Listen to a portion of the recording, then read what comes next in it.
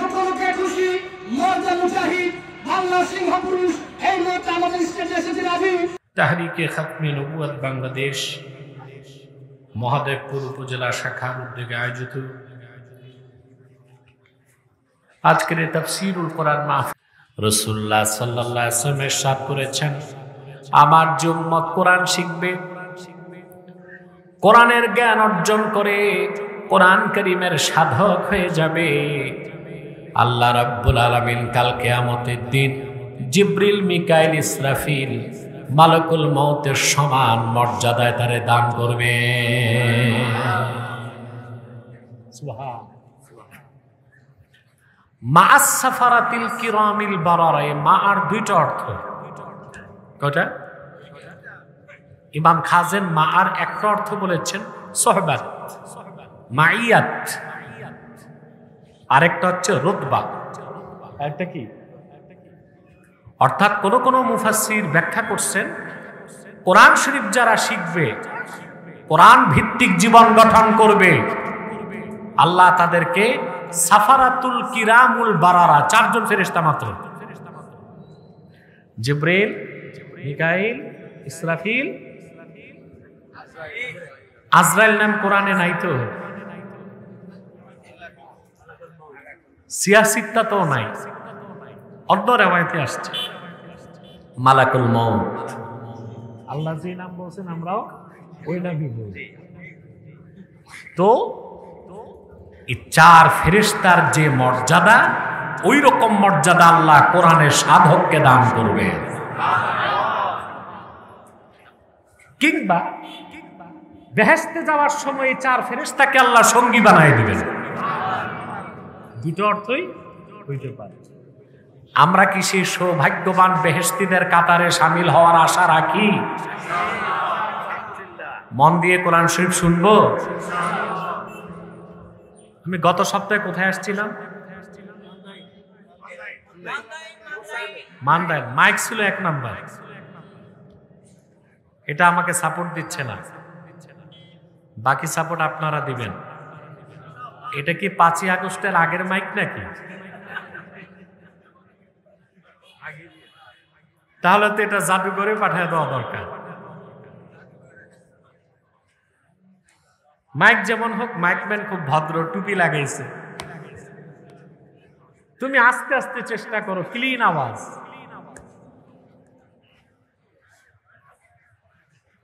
তা আমরা খুশি আছি। কিছুক্ষণ পরে আজকের মোনাজাত করে গুনাহ মাফ করে নিষ্পাপ বেহেশতি আল্লাহ আল্লাহ হয়ে বাড়ি যাওয়ার নিয়ত আছে? কার কার হাত তুলে রব্বুল আলামিনকে দেখান। আল্লাহ কবুল করুন, আল্লাহ মঞ্জুর করুন, বলুন আল্লাহুম্মা আমিন।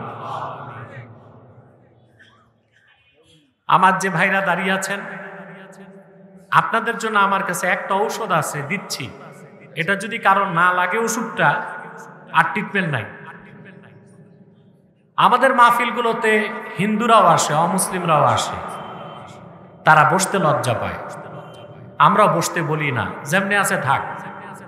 ওই রকম অমুসলিম ছাড়া মুসলমান ভাই বন্ধু যারা আছেন, আল্লাহর রাস্তায় বসেন।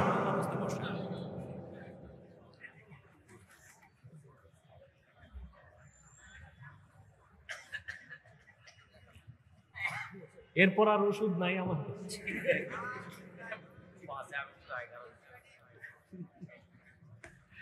বসে যান।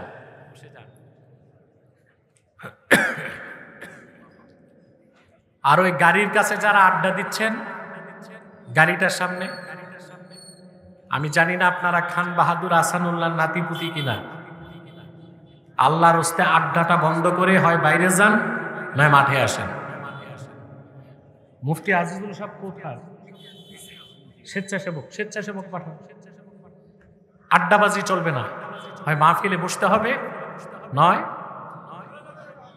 পত্রপাঠ বিদায় দিতে হবে। আসুন তেলাওয়াতের মাধ্যমে আলোচনায় প্রবেশ করি। আউযু বিল্লাহি মিনাশ শাইতানির রাজীম। বিসমিল্লাহির রাহমানির রহমানির রহিম قد أفلح من تزكى وذكر اسم ربه فصلى আল্লাহ তাআলা বলেন قد أفلح من تزكى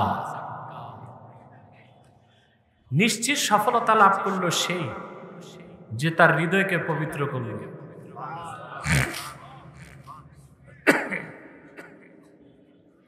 ওয়া যাকারা ইসমা রাব্বিহ আর তার রবের নামে জিকির করলো ফাসাল্লা নামাজ পড়লো এই তিনটা কাজ যে করলো আল্লাহ সার্টিফাইড করেছেন আমার সে বান্দা 100% সফলতা লাভ করবে আপনার সফলতা চান সবাই পাগল ছাড়া পৃথিবীতে এমন কোনো মানুষ নাই যে সফলতা চায় না মানুষ তো মানুষ ইতর প্রাণীগুলো দেখেন একটা মৌমাছি সুনিপুণ দক্ষতায় বাহারি রঙের ফুল থেকে রস সঞ্চয় করে মানুষের জন্য সর্বোৎকৃষ্ট খাদ্য বানায় দেয় এই কাজে সে সফল এই দুনিয়ার সমস্ত রসায়নবিদ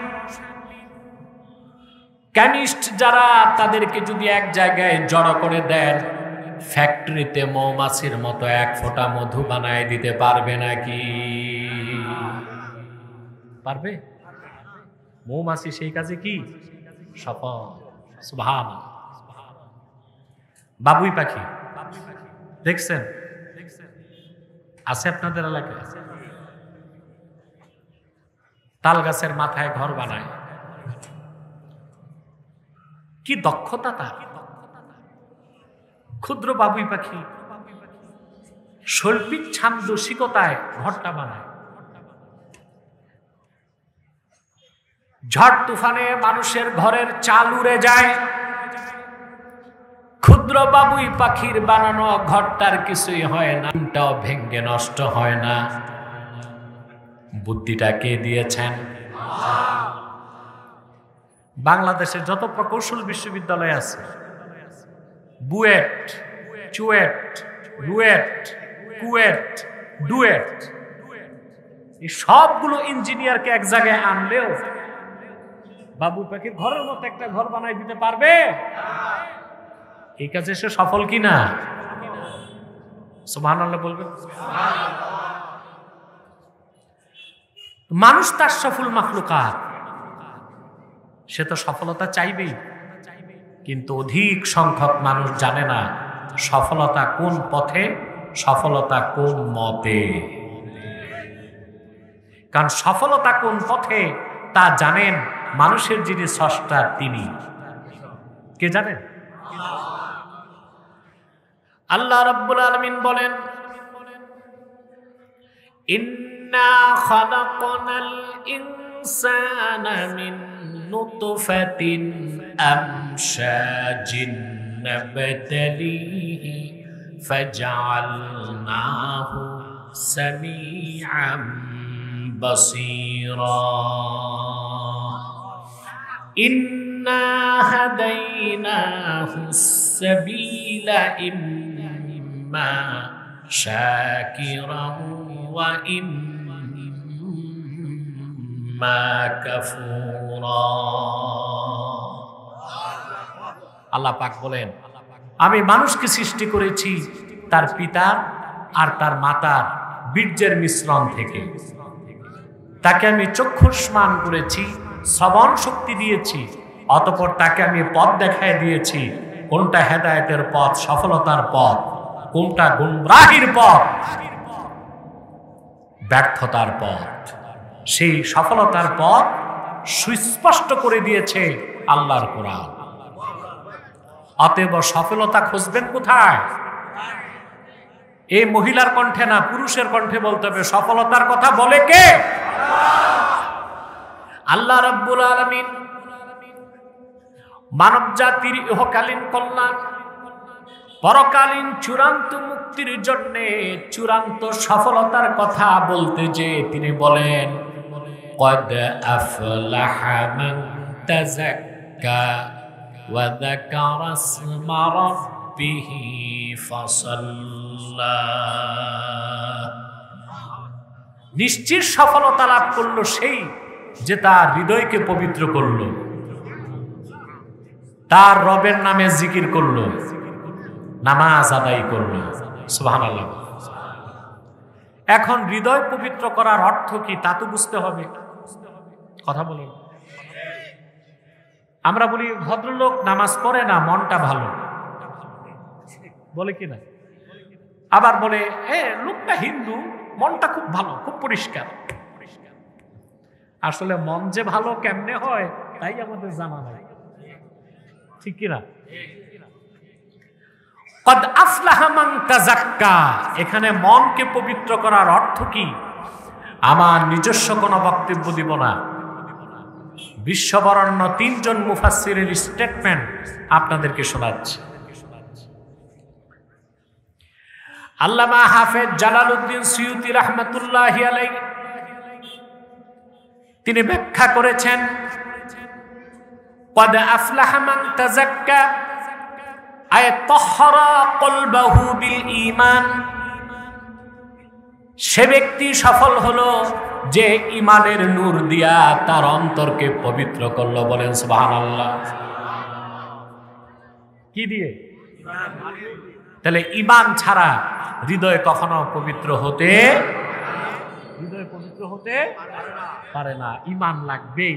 যার ঈমান নাই তার মন কখনো পবিত্র হতে পারে না। বাড়াইতে বলি না, স্পষ্টতা লাগবে। বাড়াইতে বলি না, পারলে আরো কমাও, কিন্তু ক্লিন আওয়াজ করো, পরিষ্কার আওয়াজ। বসেন, দাঁড়াইছেন কেন আপনারা? এতবার বললাম, এত কঠিন কথা বললাম, এরপরও বসাইতে আপনাদের কষ্ট হয়, এটি কেমন কথা? আপনার তো এই অঞ্চলের মানুষ খুব সভ্য এবং ভদ্র এবং শিক্ষিত, আপনাদেরকে এক কথা এতবার বলবো কেন? সম্মানিত সুধী, তাহলে হৃদয় পবিত্র হয় কখন? একটু জোরে বলি। বিশ্ববরণ্য আরেকজন মুফাসসির আল্লামা হাফেজ ইবনে কাসির রাহমাতুল্লাহি আলাইহি তিনি আয়াতের ব্যাখ্যা করতে যে লেখেন কদ আফলাহা মান তাযাক্কা আয় তাহহারা কলবাহু মিনাশ শিরকি ওয়াল কুফরি ওয়াদ দানাস, সে ব্যক্তি সফলতা লাভ করলো যে তার হৃদয়কে পবিত্র করলো শিরক থেকে, কুফর থেকে আর বাতিল আকীদা থেকে। বলেন সুবহানাল্লাহ। কয়জন মুফাসসিরের শুনলেন? এবার আরেকজন মুফাসসির, বিশ্ববরণ্য মুফাসসির ইমাম ফখরুদ্দিন রাজি তাফসীরুল কাবীরে তিনি এই আয়াতের ব্যাখ্যা করতে যে অত্যন্ত সূক্ষ্ম আলোচনা করেছেন। তিনি বলেন ইন্না মারাতিবা আমালিল মুকাল্লাফি সালাসা, বান্দার আমলের তিনটা স্তর। তার প্রথমটাই হলো ইজালাতু আকাইদিল ফাসিদাতি মিনাল কলবে, ঈমান আনার মাধ্যমে বাতিল আকীদা হৃদয় থেকে দূর করে দেওয়া। বলেন সুবহানাল্লাহ। তিনজন বিশ্ববরণ্য মুফাসসিরের বক্তব্য এক, অর্থাৎ অন্তরে যখন ঈমান আসবে শিরক কুফর চলে যাবে, হৃদয় পবিত্র হয়ে যাবে। সুবহানাল্লাহ বলেন। আর অন্তরে যখন ঈমান থাকবে না, শিরক কুফর থাকবে, হৃদয় কি? অপবিত্র। মনে রাখবেন, মুসলমান মানুষের দেহের মূল হচ্ছে অন্তর।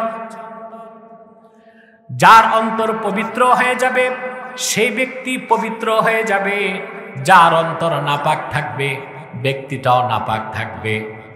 সেজন্য আল্লাহ তাআলা মুশরিকদের ব্যাপারে বলেছেন ইন্নামাল মুশরিকুনা নাজাস, কাফেরেরা মুশরিকেরা নাপাক। এটা কোন অর্থে নাপাক? তাদের অন্তরে শিরক কুফর থাকার কারণে তাদের অন্তর নাপাক, ব্যক্তিটাও নাপাক। কিন্তু যারা মুমিন মুসলমান, ইমানের নূর দিয়ে অন্তরকে মুনাওয়ার করেছে, তার হৃদয়টা পাক, তাদের হৃদয় পবিত্র, আমার আল্লাহর কাছে দুনিয়ার আখেরাতে তারা পবিত্র হয়ে যায়। দেহের মূল কি? জোরে বলেন। 2020 সাল পর্যন্ত বিজ্ঞান বলেছে, science, medical science, vital organ of human body is brain. মানুষের দেহের সবচেয়ে জরুরি মৌলিক অঙ্গ কি?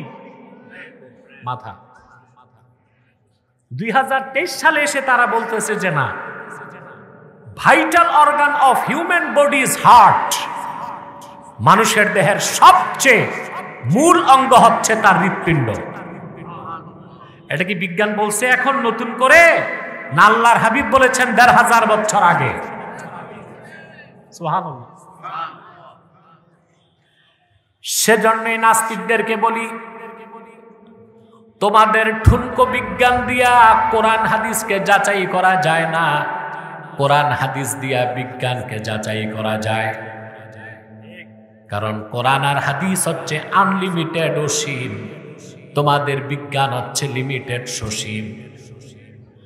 কখনো সসীম দিয়া অসীমকে মাপা যায় না, প্রয়োজনে অসীম দিয়া সসীমকে মাপ দেওয়া যায়, ঠিক না?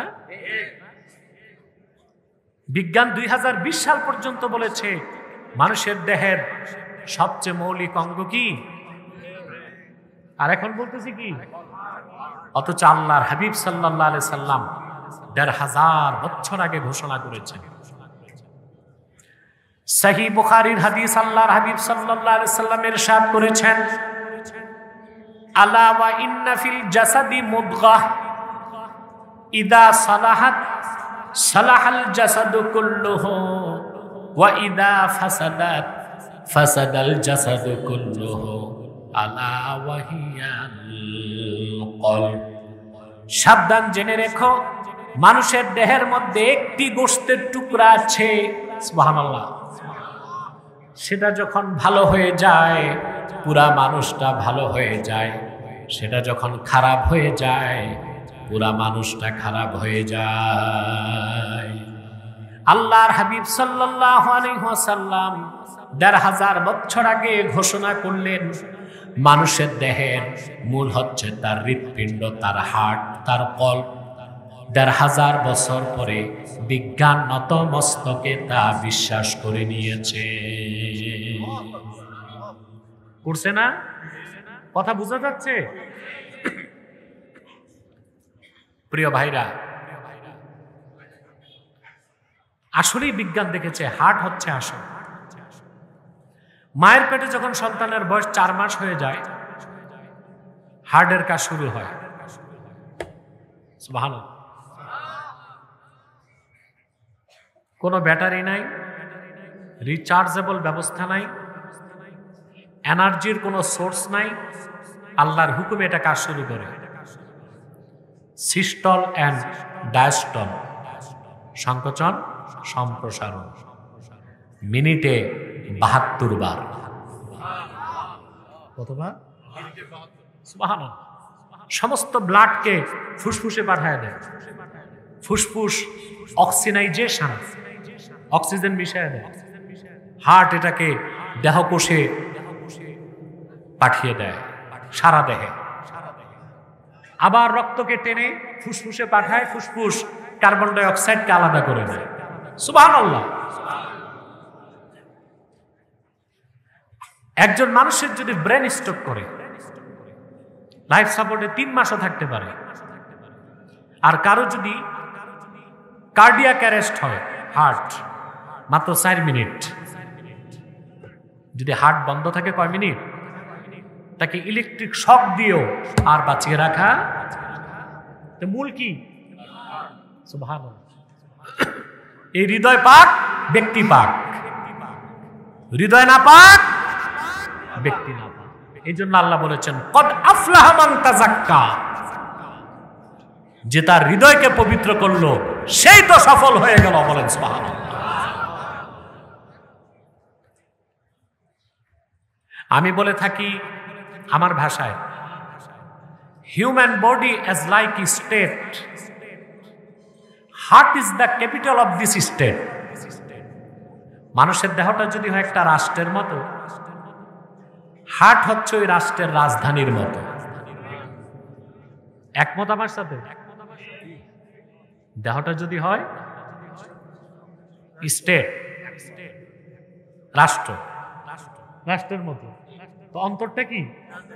রাজধানীর। মডার্ন ওয়ার পলিসি, আধুনিক যুদ্ধনীতি বলে রাজধানী যার দখলে, দেশ তার দখলে। এটার প্রমাণ আগস্টের 5 তারিখ পেয়েছেন আপনারা। পাওয়া গেছে?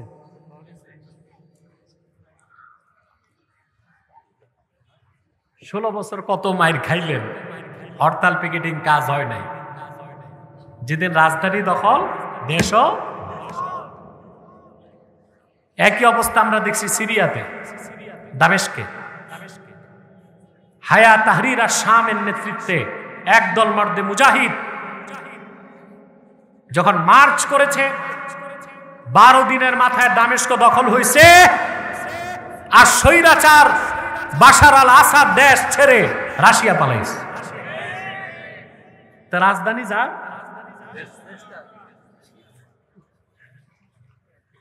শয়তান এটা ভালো করে জানে। সেজন্য শয়তান মানুষের চোখ কান দখল করে না, মাথা দখল করে না, দখল করে কি? রাজধানী। আল্লাহর হাবিব সাল্লাল্লাহু আলাইহি ওয়াসাল্লাম ইরশাদ করেছেন, আশ-শায়তানু জাসিমুন আলা কলবি বানি আদম ইযা যাকারা ফাখানাসা ওয়া ফি রিওয়ায়াতিন ইযা যাকারাল্লাহ ফাখানাসা ওয়া ইযা গাফালা ফাওয়াসওয়াসা। শয়তান বনি আদমের অন্তরে আসন গেড়ে বসে যায়। আল্লাহর বান্দা যখন আল্লাহর জিকির করে শয়তান পালায়, আর আল্লাহর বান্দা যখন আল্লাহর জিকির থেকে মনোযোগ হারায়, শয়তান তখন ওয়াসওয়াসা দেয়। প্রায় 40 মিনিটে কি বুঝালাম? অন্তর ঠিক, ব্যক্তি ঠিক, হৃদয় পাক, ব্যক্তি। সুবহানাল্লাহ বলবেন না? অতএব ঈমান আনার আগ পর্যন্ত হৃদয় পাক হতে পারে না। এটি তো মূল শিক্ষা। আমার ভাইয়েরা, মানুষ যখন ঈমান আনে, তার হৃদয়টা পাক হয়ে যায়, লোকটাও পবিত্র বলে গণ্য হয়। আর যখন ব্যক্তির অন্তরে শিরক বা কুফর যে কোনো একটাও থাকুক না কেন, এখানে ব্যাখ্যা আছে। ইন্না বাইনা শিরকি ওয়াল কুফরে ওয়াজহাল উমুমি ওয়াল খুসুস। শিরক আর কুফরের মধ্যে আম ও খাসের সম্পর্ক আছে। প্রত্যেকটা শিরকই কুফর, কিন্তু প্রত্যেকটা কুফর শিরক নাও হইতে পারে। প্রত্যেকটা শিরক কি? শিরক, কুফর, কিন্তু প্রত্যেকটা কুফর শিরক নাও হতে পারে। শিরক হচ্ছে কুফর, কিন্তু সবচেয়ে নিকৃষ্ট কুফর। সব আর ঠিক হবে না। পিছন থেকে আওয়াজ দাও একটু, পিছন থেকে। প্রিয় ভাইরা, খুব মনোযোগ দিয়া শোনেন। ঈমান থাকলে অন্তরে শিরক কুফর থাকতে, শিরক কুফর থাকলে অন্তরে ঈমান থাকতে। কারণ ইজতিমাউজ জিদ্দাইনে মাহাল, ইজতিমাউজ জিদ্দাইনে মাহাল, এটা মান্তিকের একটা কায়দা। বিপরীত দুইটা জিনিস এক জায়গায় থাকতে, যেখানে আলো সেখানে অন্ধকার থাকতে পারে না, যেখানে অন্ধকার সেখানে আলো থাকতে পারে না, যেখানে নার সেখানে নূর থাকতে পারে না, যেখানে নূর সেখানে নার থাকতে পারে না, যেখানে ঈমান সেখানে শিরক কুফর জায়গা পায় না, যেখানে শিরক কুফর সেখানে ঈমানের নূর আসে না।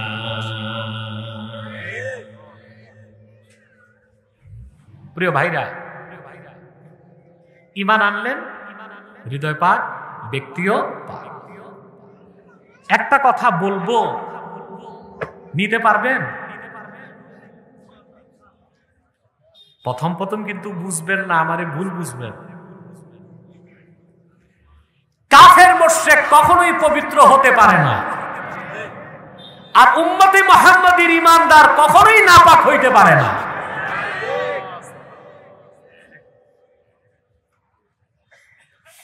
যার ঈমান নাই, তার যদি আত্রাই নদী, আত্রাই, আমার খোঁজ খবর আছে, নগা আত্রাই নদীর পাশে, যার ঈমান নাই তারে যদি আত্রাই নদীতে লাখ সাবান দিয়া 70 বার গোসল দেন, তারপরও সে নাজাস, নাপাক। আর যে ব্যক্তি একবার কালেমা উচ্চারণ করে হৃদয়ে বিশ্বাস করে নিল, তার হৃদয়ে পাক, আল্লাহর কাছে লোকটা পাক।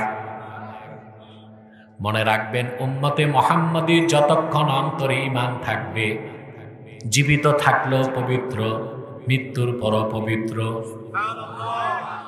কথাটা আমার নয়, বুখারী শরীফের হাদিস। আল্লাহর হাবিব সাল্লাল্লাহু আলাইহি সাল্লাম ইরশাদ করেছেন, সুবহানাল্লাহ, ইন্নাল মুমিনা লা ইয়ানজুস। সবটুকুন পবিত্রতা আল্লাহ তাআলার, আমার উম্মতের মুমিন কখনো নাপাক হয় না।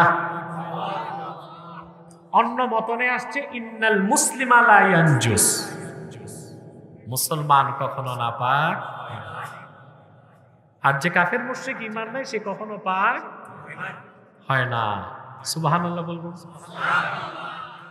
না? আপনাদের দেশে একটা মাসালা নিয়ে খটকা লাগবে কালকে আমি যাওয়ার পর, বলবো। মুসলমান যদি নাপাক না হয়, তো বিবির কাছে গেলে গোসল ফরজ হয় কেন?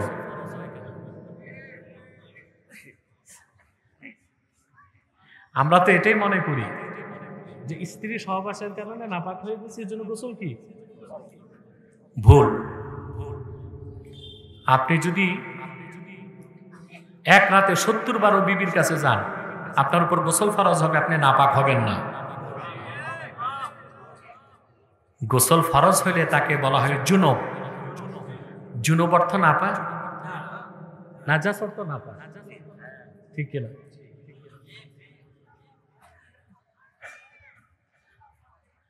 খুব ভালো করে খেয়াল করে, স্ত্রীর কাছে গেলে আপনি জুনুব। জুনুব কাকে বলে? ফাআম্মাল জুনুব ফাহুয়াল্লাযী ওয়াজাবা আলাইহি গুসলুল জানাবা। যার উপর জানাবাতের গোসল ফরজ হয়েছে তাকে বলা হয় জুনুব। নামাজ পড়তে পারবে না, কোরআন শরীফ ধরতে পারবে না, তাহলে নাপাক বলার সুযোগ নাই। আমার ভাইয়েরা, আরেকটা মাসালা বলতে হয়, বলবো? তাহলে আমরা স্ত্রীর কাছে গেলে কি বলবো? নাপাক হয়েছি না জুনুব? মুমিন কখনো নাপাক হয় না, নাজাস হয় না। গায়রু তাহের ওটা ভিন্ন জিনিস, হুকমান মুহদেস গায়র তাহের, ঠিক না? সম্মানিত সুধী, আরেকটা মাসালা বলে দিই, এটা এখন দরকার নেই, শীতকালে লাগবে, বলবো? বাংলাদেশে একটা কথা আছে, মাগে শীতে কাঁপে বাগে, ঠিক না? দেখা যায় যুবক মানুষ প্রচন্ড শীত, মাঘ মাস, স্ত্রীর সাথে ফিজিক্যাল রিলেশন হয়েছে, মাসালা জানে না, রাত 12টায় উঠে ঠক ঠক করে কাঁপে আর পুকুরে যে গোসল করে। তোমার এই কষ্টটা করতে কে বলছে? চুপচাপ ধুয়ে মুছে ঘুমায় থাকবে। গোসল ফরজ হবে কখন? ইদা দাখালা ওয়াক্তুল ফাজরে, ফজরের টাইম যখন এন্ট্রি হবে তখন তোমার উপর গোসল ফরজ, এর আগে না। এর আগে চুপচাপ কি করো? ঘুমায় থাকো। একদিন যদি এত শাস্তি পান ভাই, শীতকালে 7 দিনও তো আর যাবেন না। ইসলামের বিধানগুলো সব মহাসত্যের সর্বোচ্চ মানদণ্ডে উত্তীর্ণ, যৌক্তিক, চরম বাস্তব, মানব জাতির ফিতরতের সাথে সঙ্গতিপূর্ণ, বলেন সুবহানাল্লাহ। তবে হ্যাঁ, গভীর রাতে আপনি যদি তাহাজ্জুদ পড়তে চান, তেলাওয়াত করতে চান, তখন আবার গোসল ফরজ। আর যদি চুপচাপ ঘুমান, কোনো গুনাহ।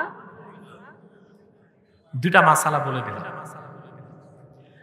তাহলে আমার ভাইয়েরা,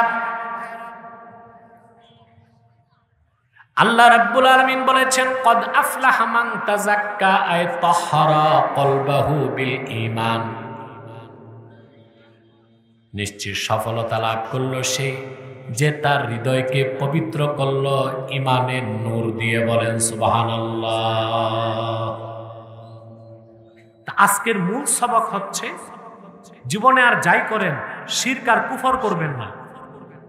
শিরক আর কুফর, ইচ্ছায় হোক অনিচ্ছায় হোক, কারো দ্বারা যদি শিরক বা কুফর হয়, বুঝে হোক না বুঝে হোক, শরীয়তের দৃষ্টিতে লোকটা কাফের বা মুশরিক হয়ে যাবে। কুফরটা যদি হয় কুফর বাওয়াহা, স্পষ্ট, তখন এটার সুযোগ নাই যে আমি বুঝি নাই, আমি এই সুযোগ। কথা বুঝতেছেন?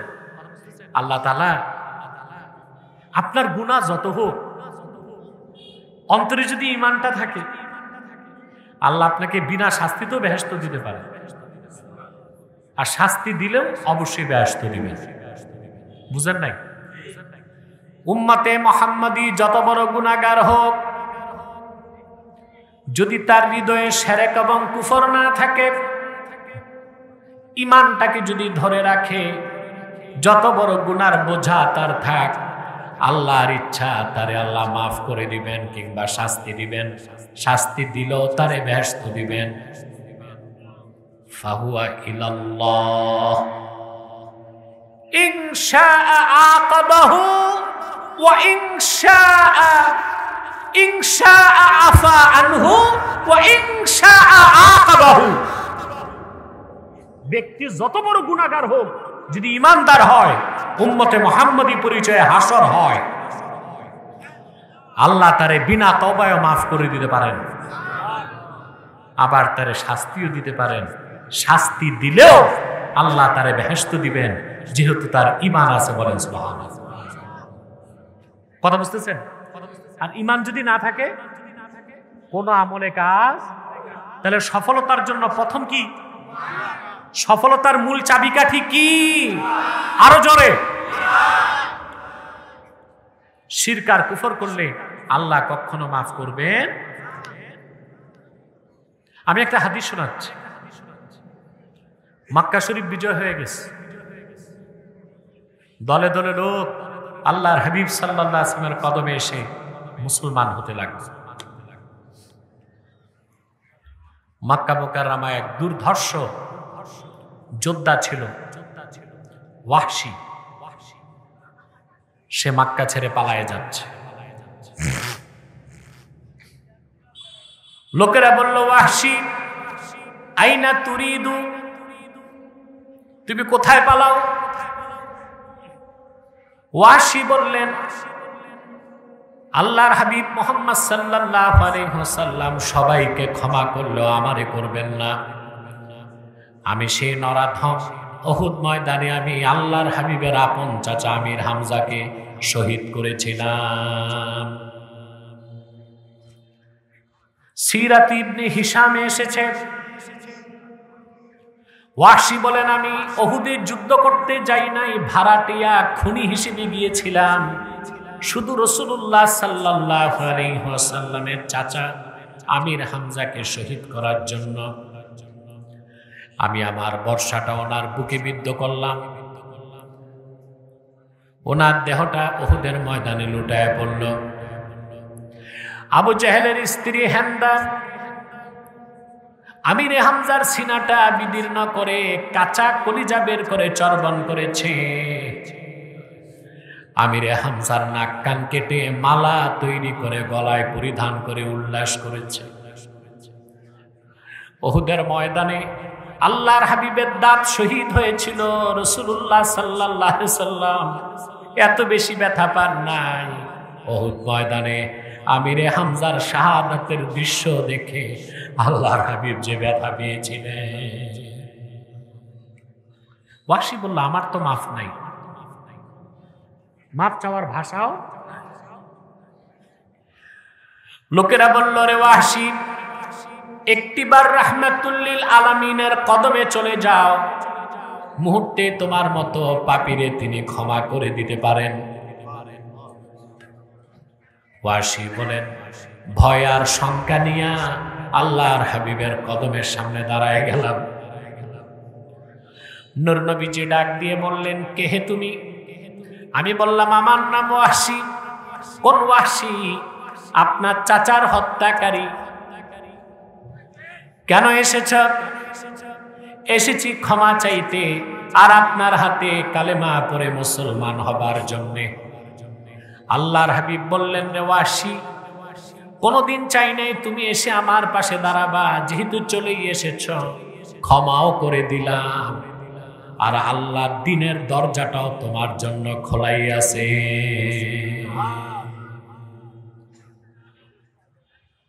ওয়াহশী বললেন, সুযোগ পেয়ে মাপ তো পেয়ে গেছেন, বুঝতেছেন?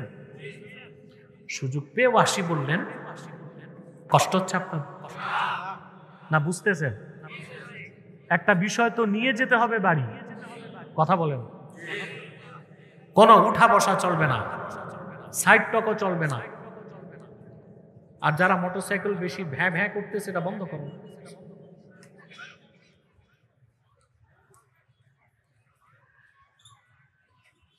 ওয়াহশী সুযোগ পেয়ে বললেন, ইয়া রাসূলুল্লাহ সাল্লাল্লাহু আলাইহি ওয়াসাল্লাম, লা উসলিমু হাত্তা আসমাআ কালামাল্লাহ। যতক্ষণ আমি আল্লাহর ওহীর কথা আপনার নূরের জবানে নিজের কানে না শুনব, সেটা কি আমি ঈমান আনলে আল্লাহ আমারে মাফ করবেন, ততক্ষণ আমি কালেমা পড়ব না। শুনতেছেন? আল্লাহর কাছ থেকে ওহী চলে আসলো, ওয়াল্লাযীনা লা ইয়াদউনা মা'আল্লাহি ইলাহান আখারা ওয়া লা ইয়াকতুলুনান নাফসাল্লাতী হারামাল্লাহু ইল্লা বিল হাক্কি ওয়া লা ইয়াজনুন ومن يفعل ذلك يلقى أثاما। আল্লাহ রাব্বুল আলামিন ঘোষণা করলেন, আর যারা আল্লাহর সাথে অন্য কাউকে ইলাহ বলে ডাকে না, অন্যায়ভাবে মানুষ হত্যা করে না, আর জিনা করে না, আল্লাহ তাদেরকে ক্ষমা করবেন। আর এই কাজগুলোতে যারা লিপ্ত হবে আল্লাহ তাদের পাকড়াও করবেন। ওয়াহশী বললেন, ইয়া রাসূলুল্লাহ, ইয়া হাবিবাল্লাহ সাল্লাল্লাহু আলাইহি ওয়াসাল্লাম, ইন্নী আশরাকতু বিল্লাহ ওয়া কাতালতুন নাফসাল্লাতী হারামাল্লাহু ইল্লা বিল হক ওয়া জানাইতু। আমি তো মহান আল্লাহর সঙ্গে অন্যকে শরীক করেছি, শিরকের গুনাহ করেছি। আমি তো আপনার চাচা আমির হামজাকে অন্যায়ভাবে হত্যা করেছি। জীবনে কতবার জিনা করেছি তার তো হিসাব নাই। তাহলে আর ঈমান এনে লাভ কি? আল্লাহ তো মাফ করবেন না। আল্লাহর পক্ষ থেকে আবার ওহী নাজিল হয়ে গেল। আল্লাহ ঘোষণা করলেন, ইল্লা মান তাবা ওয়া আমানা ওয়া আমিলা আমালান সালিহান ফাউলাইকা ইউবাদদিলুল্লাহু সাইয়্যাতিহিম হাসানাত ওয়া কানাল্লাহু গফুরার রহিমা। আল্লাহ তাআলা ঘোষণা করলেন, প্রিয় হাবিব মুহাম্মদ সাল্লাল্লাহু আলাইহি ওয়াসাল্লাম ওয়াহশীকে জানায় দেন তার জন্য হুকুমটা খাস, বাকি উম্মতের জন্য আম।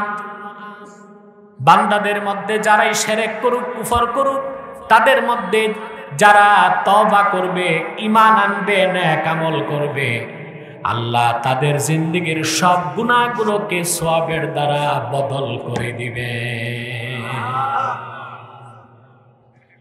ওয়াহশী বললেন, ইয়া রাসূলুল্লাহ সাল্লাল্লাহু আলাইহি সাল্লাম, ইন্নী আরা ফীহি শারতান ফাহুয়াল আমালুস সালিহ। আল্লাহ তো একটা শর্ত দিয়েছেন, শুধু ঈমান আনলে হবে না, নেক আমল করতে হবে। আমি ঈমান আনবো, মুসলমান হব, নেক আমল করতে পারবো কিনা এই ভরসা আমার নাই।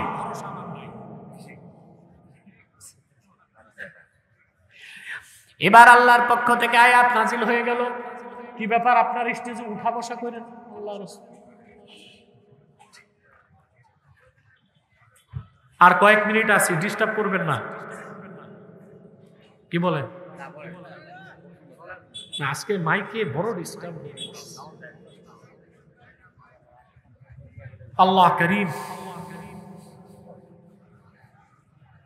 ওয়াহশী বললেন, আল্লাহর পক্ষ থেকে আবার আয়াত নাজিল হয়ে গেল। আল্লাহ রাব্বুল আলামিন ঘোষণা করলেন, ইন্নাল্লাহা লা ইয়াগফিরু আন ইউশরাকা বিহি ওয়া ইয়াগফিরু মা দুনা যালিকা লিমান ইয়াশা। নিশ্চয় আল্লাহ রাব্বুল আলামিন শিরকের গুনাহ, কুফরের গুনাহ মাফ করবেন না।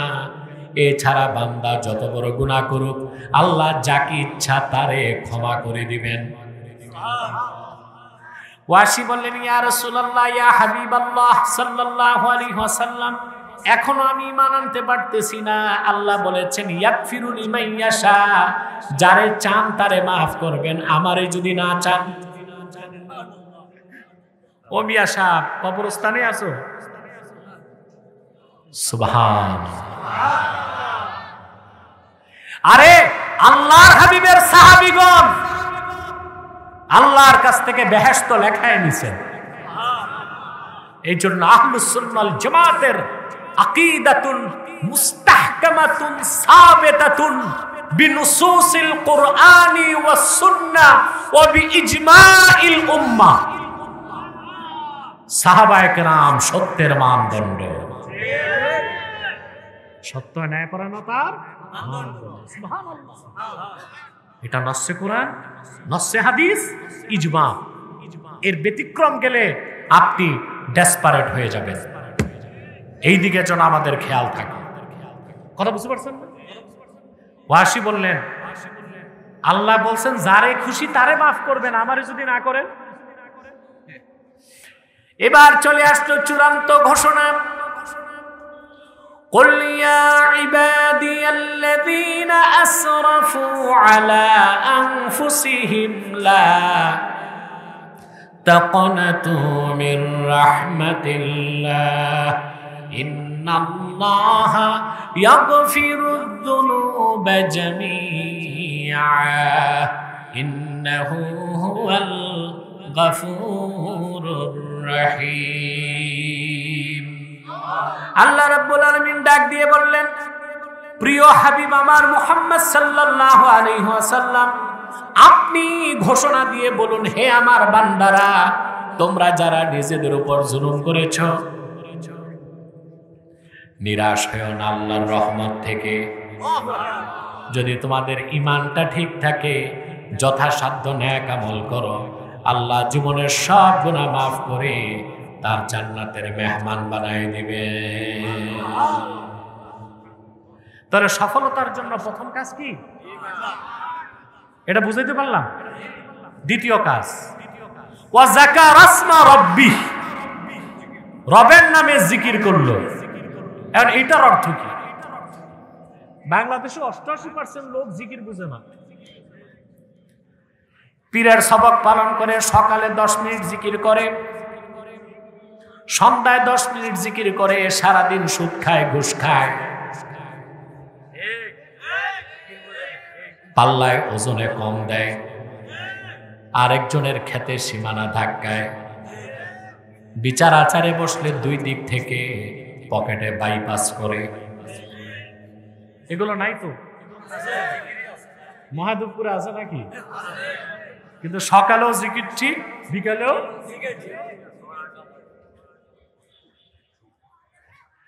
মৌখিক জিকির অস্বীকারের সুযোগ নাই। আল্লাহ বলেছেন ফাজকুর ইসমা রাব্বিক, মুহাম্মদ সাল্লাল্লাহু আলাইহি সাল্লাম আপনার রবের নামের জিকির করুন। রবের বড় নাম কি? আল্লাহ।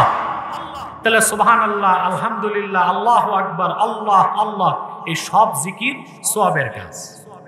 কিন্তু এখানে আল্লাহ সফলতার জন্য কোন জিকিরের কথা বলছেন এটা বুঝতে হবে। এটার ব্যাখ্যায় ইমামে রাজি লেখেন ইস্তিহদারু মা'রিফাতিল্লাহি আযজা ওয়া জাল্লা ফিল কলবি, ঈমান আনার পরে সর্বাবস্থায় আমার আল্লাহর পরিচয়, ওনার ভয়, ওনার আজমতকে অন্তরে লালন করতে হবে। যার ঠোঁটে আল্লাহর জিকির মনে নাই সে মুখে জিকির করবে, আরেকদিকে চুরি করবে। কিন্তু যার ঠোঁটেও জিকির মনেও জিকির, আমার আল্লাহর আজমত, খাশিয়াতুল্লাহ, আল্লাহর মারিফত যার অন্তরে থাকবে, সে কোনো একটা হারাম কাজ করতে পারবে না, আল্লাহর ভয় তারে আটকায় দিবে। আল্লাহ সেই জিকিরের কথাই বলেছেন ওয়া যাকারা ইসমা রাব্বিহ, সফলতা লাভ করলো সে যে তার হৃদয়কে পবিত্র করলো এবং তার রবের নামের জিকির করলো। 3 নাম্বার ফাসাল্লা, নামাজ পড়লো। কি করলো? আমাদের মধ্যে নামাজের অভ্যাস কম, ঠিক না?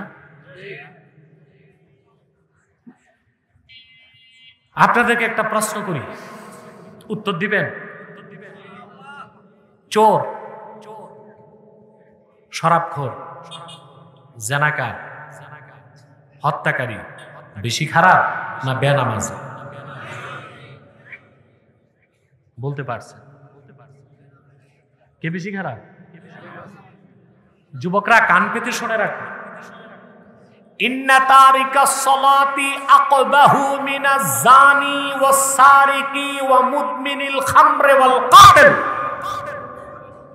হত্যাকারী, চোর, শরাবখোর,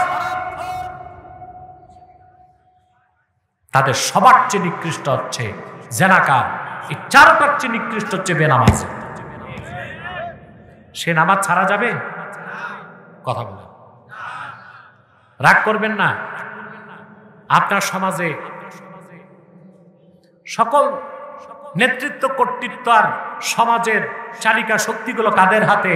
নামাজিদের হাতে না বেনামাজিদের হাতে?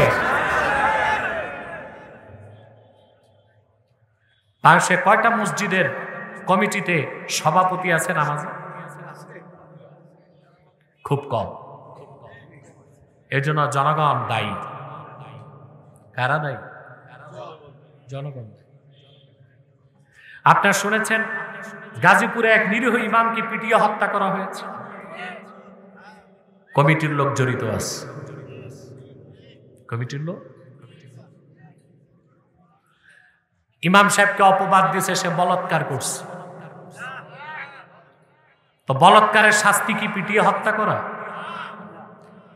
এক্সট্রা জুডিশিয়াল কিলিং, বিচার বহির্ভূত হত্যাকে ইসলাম সমর্থন করে না। বিচার বহির্ভূত হত্যাকে প্রচলিত আইনও সমর্থন করে না। এখন পর্যন্ত নিরীহ ইমামের মামলা নেওয়া হয় নাই। ইমাম তো কবরে। কারা হত্যা করলো রইসুদ্দিনকে? কেন তাদের গ্রেফতার করা হচ্ছে না? কেন মামলা নেওয়া হচ্ছে না? বাংলাদেশে ইমাম সাহেবদের মূল্য নাই। আমি এই ময়দান থেকে সরকারকে বলছি, ইমামকে যারা পিটিয়ে হত্যা করেছে জড়িত প্রত্যেককে গ্রেফতার করে আইনের আওতায় আনতে হবে, নতুবা তার চড়া মূল্য গভর্নমেন্টকে দিতে হবে। ইমামের দোষ দিলেই হলো বলাৎকার করছে, সাক্ষী লাগবে না? কথা বলেন, লাগবে না সাক্ষী? জনগণ আইন হাতে তুললো কেমন করে? মেনে নিলাম বলাৎকার করছে। ইমাম আজম আবু হানিফার মতে ফাইল মাফউল লাতি, সমকামীকে ইমাম আজমের মতে হত্যা করা যাবে না, তাজির করতে হবে। বিচারক শাস্তি নির্ধারণ করবে, সেই শাস্তি তাকে পেতে হবে। মৃত্যুদণ্ড দিতে হলো কি মানুষ দিবে না রাষ্ট্র দিবে? এই যে এক্সট্রা জুডিশিয়াল কিলিং, বিচার বহির্ভূত হত্যাকাণ্ড, এটাকে সমর্থন করার সুযোগ। এই ইমাম হত্যার বিচার আমরা চাই এবং দৃষ্টান্তমূলক শাস্তি চাই। যারা জড়িত সবার শাস্তি চাই। আপনারা কি চান? মসজিদ কমিটিগুলোতে নামাজি লোকের অভাব। যে এক ওয়াক্ত নামাজ পড়ে না, পয়সা আছে, এরে দেয় সভাপতি। রাজনৈতিক দলের নেতা, এরে দেয় সেক্রেটারি। তো যে মসজিদের সভাপতি কমিটিতে সুদখোর আর সেক্রেটারি ঘুষখোর, ওই মসজিদের ইমামের চেয়ে বড় এতিমার আছে কে? আছে? ইমাম সুদের বিরুদ্ধে কথা বলতে পারবে? এগুলো ওনার হাতে বিসমিল্লাহ লেখা আছে, হাতে উপরে। এটা মানেন ভাই? যে মসজিদের ইমাম সাহেব সভাপতি সুদ খায়, সেক্রেটারি ঘুষ খায়, ওই মসজিদের ইমাম সাহেব সুদের বিরুদ্ধে ওয়াজ করতে পারবে? ঘুষের বিরুদ্ধে, শিরকের বিরুদ্ধে, কুফরের বিরুদ্ধে, তাগুতের বিরুদ্ধে পারবে না তো। সংস্কার আপনাদের হাতে। সিদ্ধান্ত নেন। আপনি কোন একটা দল তো করেন, কথা বলেন। কেউ যদি বলে আমি কোনো রাজনীতি করি না, তার চেয়ে বড় ভণ্ড আর কেউ নাই। এটা কেমনে সম্ভব? এটা সম্ভব না তো। আপনি কোনো না কোনো রাজনৈতিক দলের সাথে আছেন। আরে ভাই, পানি ছাড়া মাছ বাঁচে, বাতাস ছাড়া মানুষ। অ্যারিস্টটল তার বইতে লিখে গেছে, দুইটা জাতি রাজনীতির বাইরে থাকবে, রাজনীতি করতে পারে না। কয়টা জাতি? সে তো ছিল গ্রিক দার্শনিক পৌত্তলিক মূর্তি পূজারী। সে বলছে এক দেবদেবী আরেক পশু পাখি। এখন অ্যারিস্টটলের কথায় তো শিরক আছে। দেবদেবী, দেবদেবী বলতে তো কিছু নাই। আপনাদের এটা নাম দিচ্ছেন মহাদেব করে, নাম বদলানো দরকার। দেবদেবী বলতে কিছু নাই। বড় দেব নেই, ছোট দেব নেই, সব কাল্পনিক, মানুষের কল্পনা। কথা বুঝতেছে তো? বলছিলাম অ্যারিস্টটল বলছে এক দেবদেবী আর এক পশু পাখি, এই দুইটা জাত রাজনীতি করতে পারে। আমি এটাকে মডিফাই করছি। আমি বলি রাজনীতি থেকে দূরে থাকতে পারে দুইটা দল, ফেরেশতা আর পশু পাখি। এখন আলেম ওলামা পীর মাশায়েখ কোন কাতারে? কথা বলেন। ফেরেশতাও না, পশু পাখিও না, তো রাজনীতি থেকে ডিসটাচ, দূরে থাকে কেমনে? কথাটা কেন বললাম? অবশ্যই আপনি কোনো না কোনো রাজনৈতিক দলকে সাপোর্ট করেন। আমি একটা সংস্কার দিয়া যে এটা ডক্টর ইউনূস দিবে না, আমি দিই। আপনি যে দলই করুন না কেন, প্রত্যেক দলে কিছু নামাজি ভালো মানুষ আছে, নাই? তা আপনি আপনার দলে যাকে ভোট দিবেন, প্রথমে দেখবেন তার ঈমান আছে কিনা, শিরক কুফর মুক্ত কিনা। 2 নাম্বার দেখবেন কামাই রোজগার হালাল কিনা। 3 নাম্বার দেখবেন অন্তত নামাজ পড়ে কিনা। যদি এভাবে আপনারা ভোটাররা চিন্তা করেন, বাংলাদেশ ইসলামী সোসাইটিতে পরিণত হয়ে যাবে। আগামী প্রজন্ম বাংলাদেশকে ইসলামী রাষ্ট্র বানায় দিতে পারবে। ইসলামী রাষ্ট্রের আগে ইসলামী সমাজ। রাষ্ট্রবিজ্ঞান কি বলে জানেন? আমি জানি না রাষ্ট্রবিজ্ঞানের ছাত্র আছে কিনা। রাষ্ট্রবিজ্ঞান বলে society is great than state. রাষ্ট্র থেকে সমাজ বড়। আমরা যদি সকল মাসলাকের মুসলমান ইমানদার আর নামাজিদেরকে নেতৃত্ব দিয়ে দেই, বাংলাদেশ ইসলামী সমাজ হয়ে যাবে। আগামী প্রজন্ম ইসলামী রাষ্ট্র পাবে। পারবো না ইনশাআল্লাহ? তা নামাজ পড়বেন? কথা বলে না। প্রথম হচ্ছে হৃদয় পাক, রবের নামে জিকির, 5 ওয়াক্ত নামাজ। এই কয়টা কাজ করবো না আমরা ইনশাআল্লাহ? বলেন না ভাই, করবো তো ইনশাআল্লাহ। আমি দেখতে চাই কে কে নামাজ পড়বেন, 5 ওয়াক্ত নামাজ, হাত তুলে দেখেন। হাত লম্বা করেন, মানে ইয়া আল্লাহ ওয়াদা করছি আজ থেকে 5 ওয়াক্ত নামাজ জামাতের সাথে আদায় করব। যদি শয়তানের প্ররোচনায় নামাজ ছুটে যায়, তাৎক্ষণিক তওবা করে কাজা হিসেবে নামাজ আদায় করব। আপনি আল্লাহ পাক বলেন, কদ আফলাহা মান তাযাক্কা ওয়া যাকারা ইসমা রাব্বিহি ফাসাল্লা। সাদাকাল্লাহুল আযীম ওয়া সাদাকা রাসূলুহুন নবিয়ুল কারীম ওয়া নাহনু আলা যালিকা মিনাশ শাহিদিন ওয়াশ শাকিরিন। আলহামদুলিল্লাহি রাব্বিল আলামিন। উঠবেন না, এই বসেন। ভাবছে ওয়াজ হইছে চলে যায়, আউলিয়ায়ে কেরাম, মুনাজাত লাগবে না। একটা লোক ওঠার চেষ্টা করবেন না, আমি তো দ্রুতই ছেড়ে দিচ্ছি। আগে যখন বাই রোড আসতাম, মাহফিলে পৌঁছতাম রাত 12টায়। কথা বলেন, আমার পুরনো শ্রোতারা সাক্ষ্য দেন, পৌঁছতাম কয়টায়? 12টায়। মুনাজাত করতাম 2টায়, বাড়ি যাইতাম দুপুর 12টায়। এখন আমার একটু চলাফেরা রেস্ট্রিক্টেড হয়ে গেছে, সিকিউরিটি থ্রেট বেশি। দিনে মাহফিলে গেলে হেলিকপ্টারে যাই। আপনাদের এলাকার লোক গরিব, এই 2-2.5 লাখ টাকা বহন করা সম্ভব না। তা আমি এই অঞ্চলের জন্য নির্ধারণ করছি বর্ষাকালে। কি বুঝলে? তাহলে আমার একটা সুযোগ হয়, আমি ওই প্লেনে চলে আসি, রাতে গাড়িতে যাই। আমিও স্যাক্রিফাইস করি, আপনারাও একটু স্যাক্রিফাইস, ঠিক না? তাহলে আমার সাথে আপনাদের যোগাযোগটা থাকে। আল্লাহ কবুল করুক, মঞ্জুর করুক, বলুন আল্লাহুম্মা আমিন। সম্মানিত সুধী, আমি আপনাদেরকে উদাত্ত আহ্বান করব। আপনারা এক একজন এক এক দলের লোক, কেউ বিএনপি, কেউ জামাত, কেউ নতুন দল হয়েছে একটা সিপি এনসিপি। এটার নাম মুখস্থ করতে আমার কয়েকদিন লাগছে। যাক, বিভিন্ন পীরের মুরিদ আপনারা আছেন না? এবং আরো যারা আছে, যারা এখন পরাজিত, তাদেরকে আপনারা অত্যাচার করবেন না, তওবার সুযোগ দিবেন। কিসের সুযোগ দিবেন? কারণ যদি আবার জুলুম করেন, আপনারা জুলুমের শিকার হবেন। যারা খুনি, মানুষ হত্যাকারী, দুর্নীতিবাজ, লুটেরা, তাদের শাস্তি চাই। তাদের শাস্তি না হলে আরেক জুলুম হবে। বাকি যেগুলো বুঝে না বুঝে ফাল পারছে, আপনাদেরই তো ভাই ব্রাদার, আত্মীয় স্বজন, তাদের জন্য ক্ষমার দরজাটা খোলা রাখবেন। পারবেন না ইনশাআল্লাহ? আমার এই কথা কষ্ট নিলেন ভাই? যদি এই ক্ষেত্রে আপনারা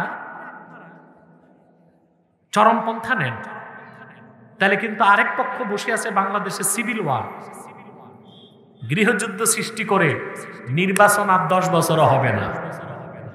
এই সুযোগ দেওয়া কি উচিত হবে?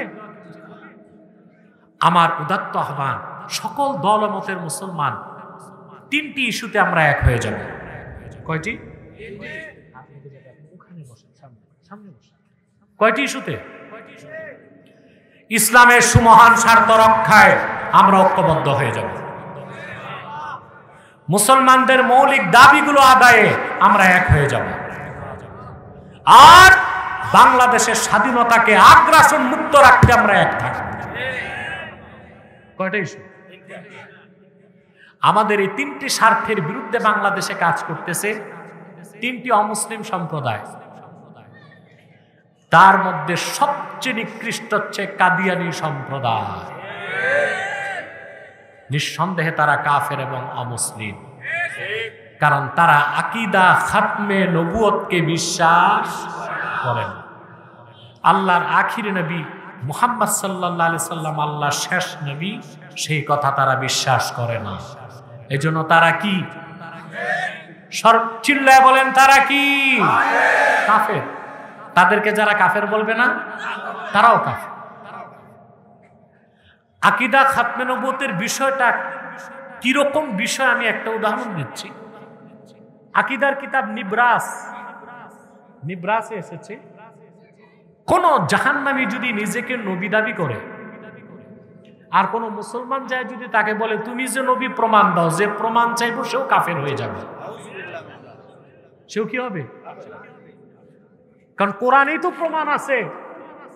আল্লাহ তার হাবিব মুহাম্মদ সাল্লাল্লাহু আলাইহি ওয়াসাল্লামকে প্রেরণ করে ১৫০০ বছর আগে নবুয়ত ও রিসালাতের দরজা বন্ধ করে দিয়েছেন। সেই প্রমাণের পর যে প্রমাণ চায় সে মুসলমান না কাফের। সেজন্য কাদিয়ানী সম্প্রদায়কে যারা কাফের বলবে না তারাও কি কাফের। মানুষকে তারা ধোঁকা দেয়।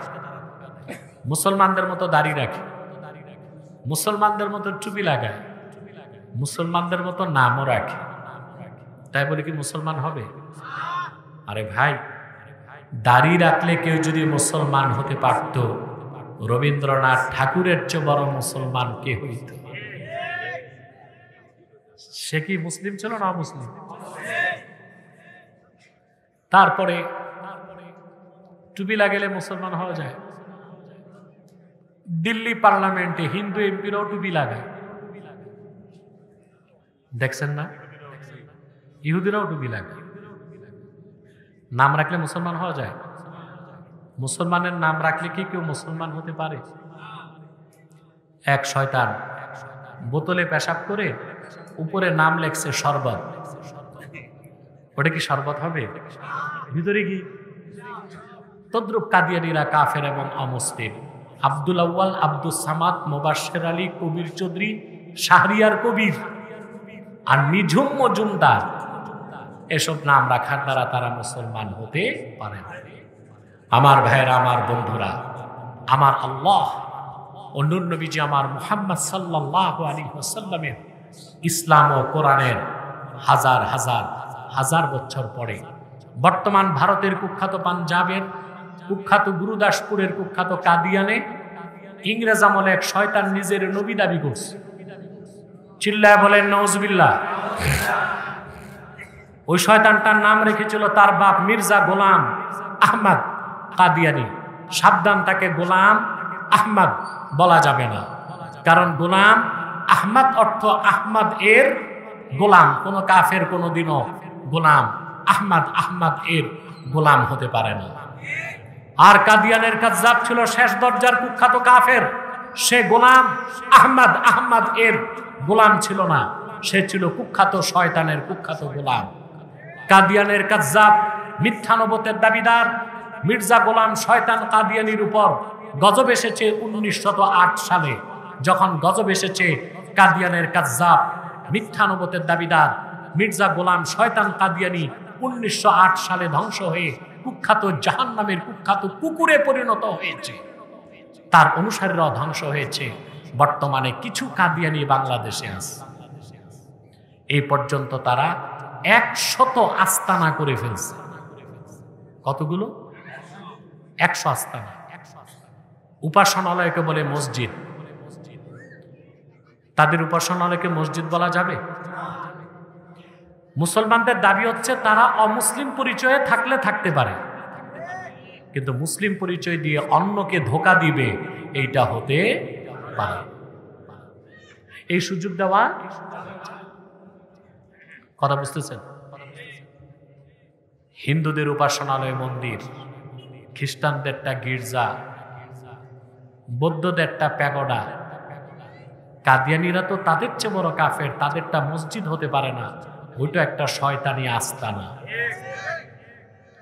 নাম পরিবর্তন করে করে তারা মিথ্যা পরিচয় দেয়। কখনো নিজেদের পরিচয় দেয় আহমদি জামাত, কখনো বলে আহমদিয়া জামাত, কখনো বলে আহমদি সম্প্রদায়, কখনো বলে আহমদিয়া সম্প্রদায়, কখনো বলে আহমদি মুসলিম জামাত, কখনো বলে আহমদিয়া মুসলিম জামাত। সাবধান, যত কাদিয়ানি ছিল আছে থাকবে, তারা কেউ আহমদি জামাত নয়, আহমদিয়া জামাত নয়, আহমদি সম্প্রদায় নয়, আহমদিয়া সম্প্রদায় নয়, আহমদি মুসলিম জামাত নয়, আহমদিয়া মুসলিম জামাত নয়। তারা শয়তানি জামাত, কুখ্যাত জাহান্নামের কুখ্যাত কুকুরের দল। আমাদের সকল দলের একটাই দাবি, অনতিবিলম্বে স্বাধীন বাংলায় শয়তান কাদিয়ানীদেরকে রাষ্ট্রীয়ভাবে অমুসলিম ঘোষণা করতেই হবে, করতেই হবে, করতেই হবে। এই দাবি আদায় যদি তাহরিকে খাতমে নবুয়ত বাংলাদেশের ব্যানারে জান ও মাল দেবার ডাক আসে, কারা কারা প্রস্তুত আছেন হাত তুলে দেখেন।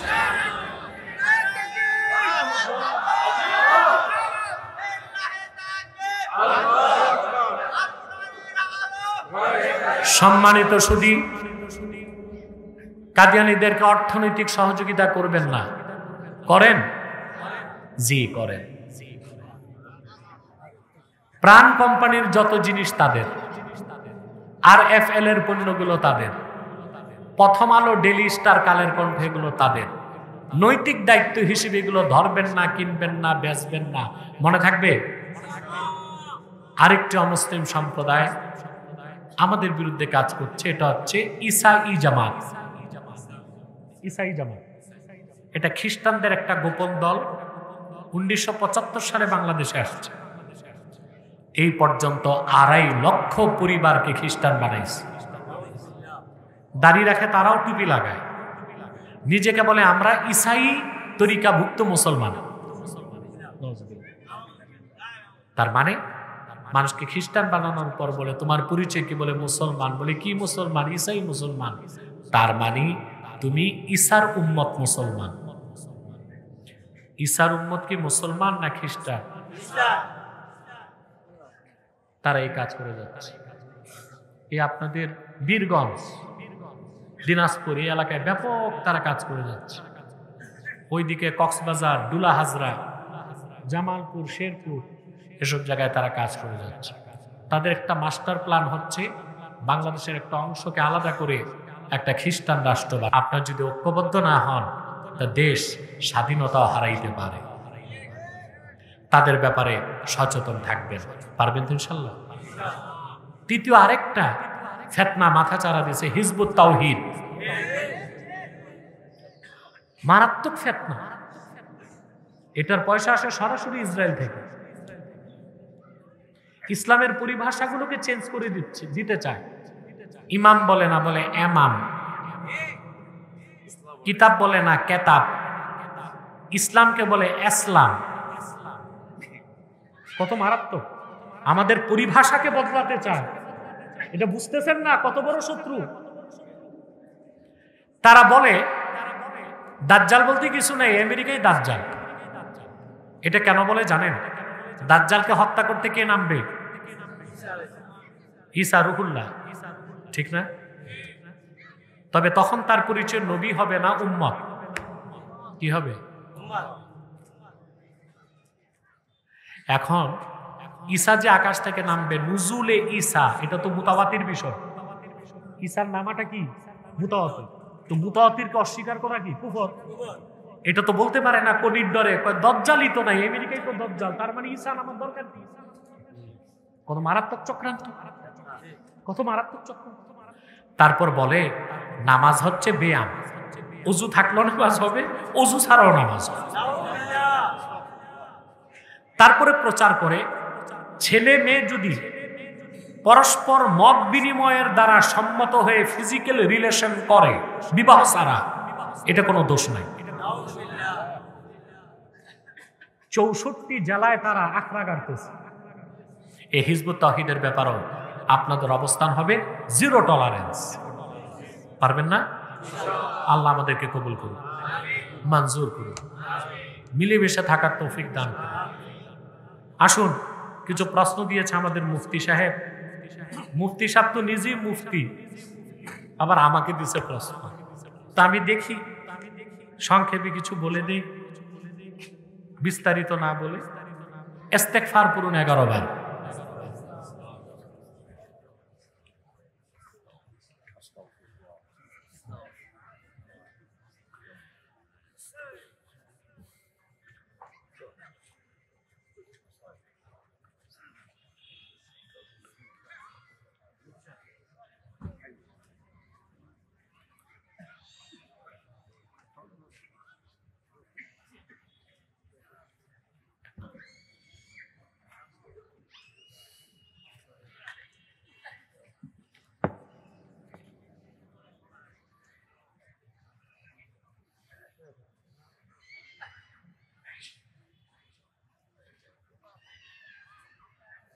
এক ভাই প্রশ্ন করেছেন, বর্তমানে একদল লোক 8 রাকাতের বেশি তারাবি হতে পারে না বলে বেড়াচ্ছে। দেখেন ভাই, কেউ যদি তারাবি 8 রাকাত পড়ে বা নাও পড়ে, আমাদের কোনো প্রশ্ন নাই। আমাদের 20 রাকাতের বিরোধিতা করলেই তো দ্বন্দ্ব হয়। এটা বলো, কেউ যদি 8 রাকাত পড়ে, আমরা কি যে মারবো, পিটবো, বাধা দিব? কিন্তু যখন বলে 20 রাকাত তারাবি হাদিসের কোথাও নাই, বেদাত, তখন তার মানা যায় না, ঠিক না? আমি করোনার আগ পর্যন্ত মসজিদুল হারামে এবং মসজিদ নববী সাল্লাল্লাহু আলাইহি সাল্লামে প্রতিদিন জামাতের সাথে 20 রাকাত তারাবি হতো। আমারে কয়েকবার রমজানে আল্লাহ মসজিদ নববী সাল্লাল্লাহু আলাইহি সাল্লামে এবং কাবা ঘরে জামাতের সাথে 20 রাকাত তারাবি পড়ার সুযোগ দিয়েছেন।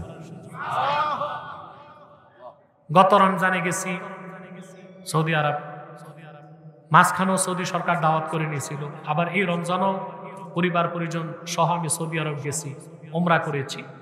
করোনার পর থেকে 10 রাকাত, তাও 8 রাকাত না, কয় রাকাত? এরা যে 8 রাকাতের কথা বলে, ওটা তারাবি না, তাহাজ্জুদ। ওটা কি?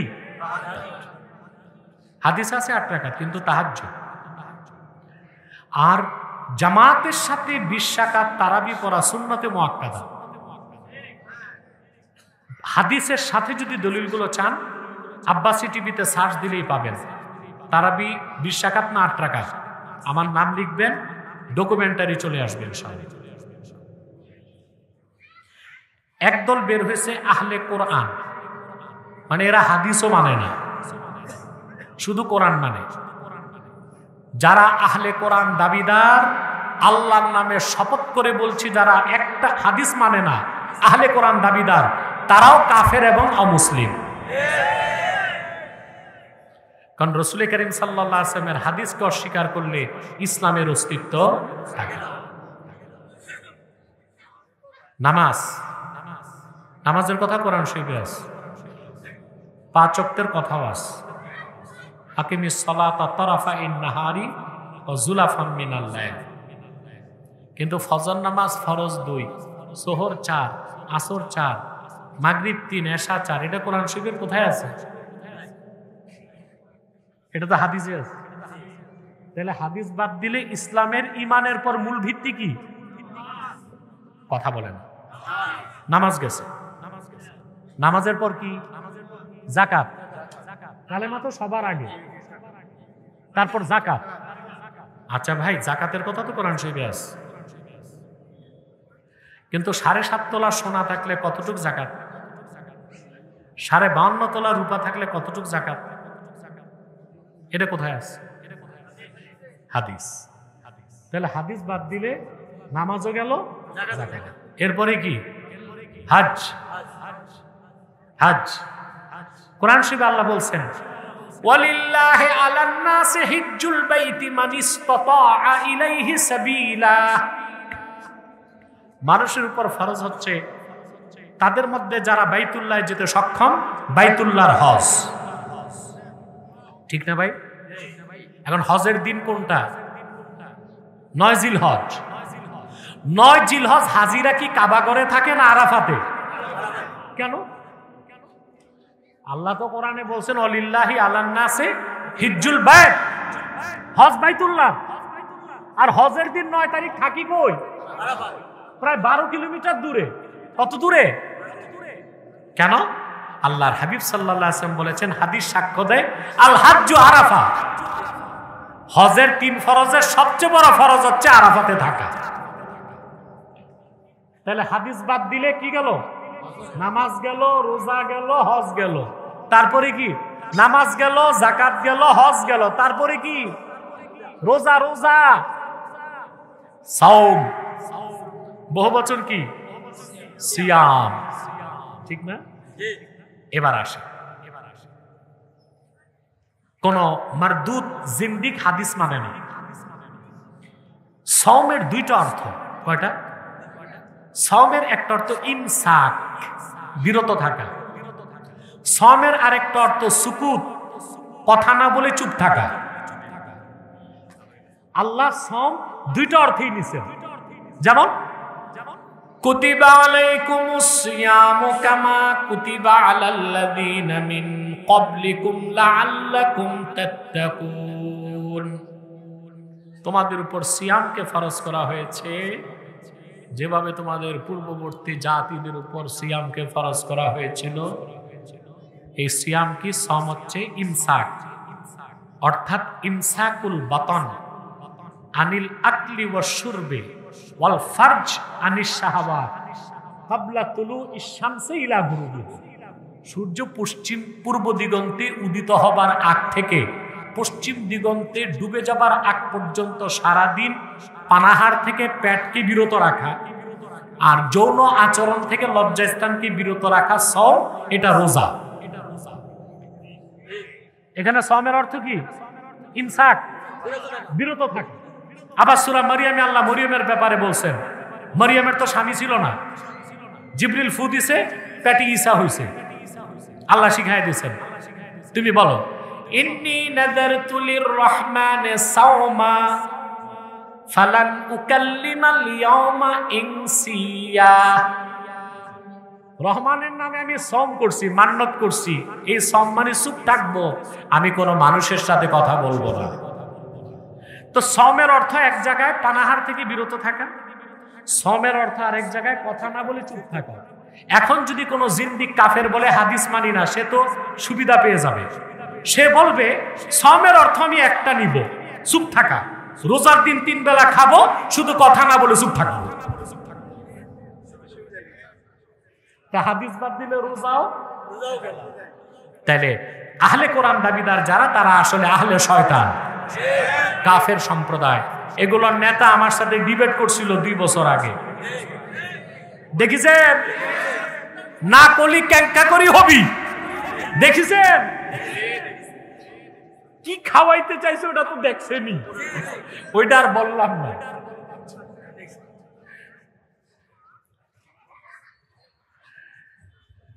দুই সাজদার মাঝে কোনো দোয়া পড়া যাবে কিনা? জালসাতে 2 সাজদার মা পড়া যাবে তো? হ্যাঁ, নফল নামাজে দোয়াটা 2 সাজদার মাঝখানে, মানে সাজদায় পড়া যাবে নফল নামাজে, সাজদাতে। সেটা ইবনে আবিদিন শামীর একটা মতে মাতৃভাষাতেও করা যাবে যদি নামাজটা নফল হয়। কি হয়? কিন্তু মুফতাবিহি কল হচ্ছে আরবিতে দোয়াটা করবে।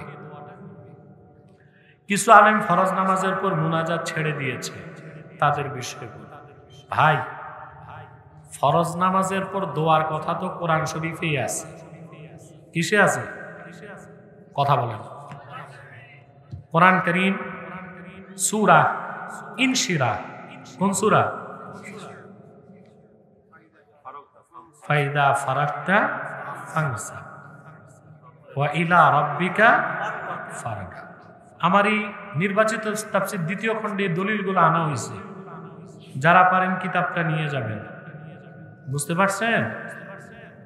এই যে আমার লেখা নির্বাচিত তাফসীর 2য় খণ্ড, এখানে সূরা ইনশিরাহের তাফসীরে অনেক দলিল উল্লেখ করা হয়েছে। তা আল্লাহ তাআলা সূরা ইনশিরাহে তার হাবিব সাল্লাল্লাহু আলাইহি ওয়াসাল্লামকে বলেছেন ফাইদা ফারাগতা ফানসাব। এই আয়াতের তাফসীরে 1 জন 2 জন নয়, 14 জন মুফাসসির একই ব্যাখ্যা করছেন। কয়জন মুফাসসির?